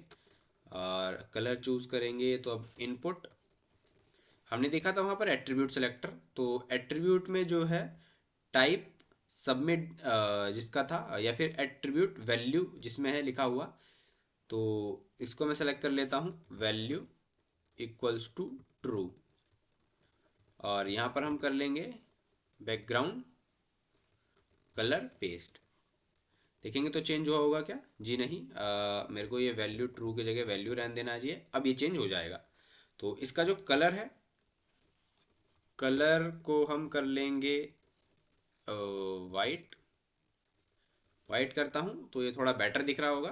फॉर्म जो है बनकर तैयार तो हो चुका है, बट जो है हमारा ये फॉर्म कंटेनर जो ये बिल्कुल जो है लेफ्ट कॉर्नर में जो हमारे ब्राउज़र के अभी भी अटैच्ड है, बट हम चाहते हैं कि ये बिल्कुल सेंटर में हो। तो इसको सेंटर किस तरह से कर सकते हैं, तो यहाँ पे अब यूज़ हम करेंगे CSS पोजिशनिंग का। तो उसके लिए हम पहले जो है बॉडी को पहले हाइट दे लेते हैं। एक हाइट हम यहाँ पे रख लेंगे 100 VH, जिससे कि पूरी एक विंडो फ्रेम की जो है हाइट एक्वायर कर ले। देन हम पोजिशन यहाँ पर रख लेंगे एब्सोल्यूट,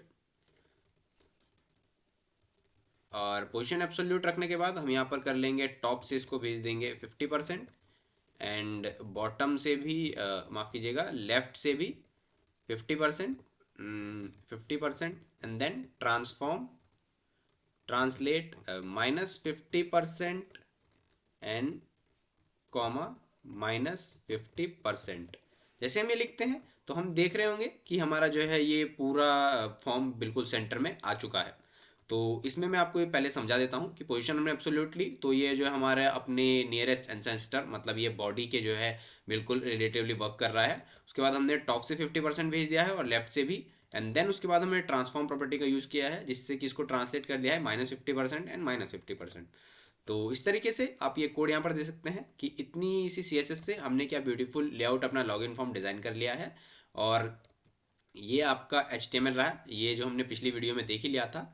तो इस तरीके से हमारा HTML एंड CSS हमने जो है कंप्लीट कर लिया है। एंड नेक्स्ट वीडियो में हम जो देख रहे होंगे कि एडवांस CSS जैसे कि flex box, grid box, then media queries and responsiveness कैसे हम ऐड कर सकते हैं वेबसाइट्स में, एंड देन कुछ फ्रेमवर्क्स हम देख रहे होंगे। जो आई होप आपको जो है वीडियो पसंद आई होगी और आपको सभी चीज़ें जो है समझ आ गई होंगी। अगर आपको कोई भी क्वेरीज या डाउट्स होते हैं तो आप कमेंट सेक्शन में पूछ सकते हैं, या फिर वीडियो आप शुरू से दोबारा से प्ले करके भी देख सकते हैं। अगर आपको एक बार समझ नहीं आता आप दोबारा देख लीजिए तो आप समझ जाएंगे, कोई इसमें इशू नहीं होगा। So thank you very much, meet you in the next video.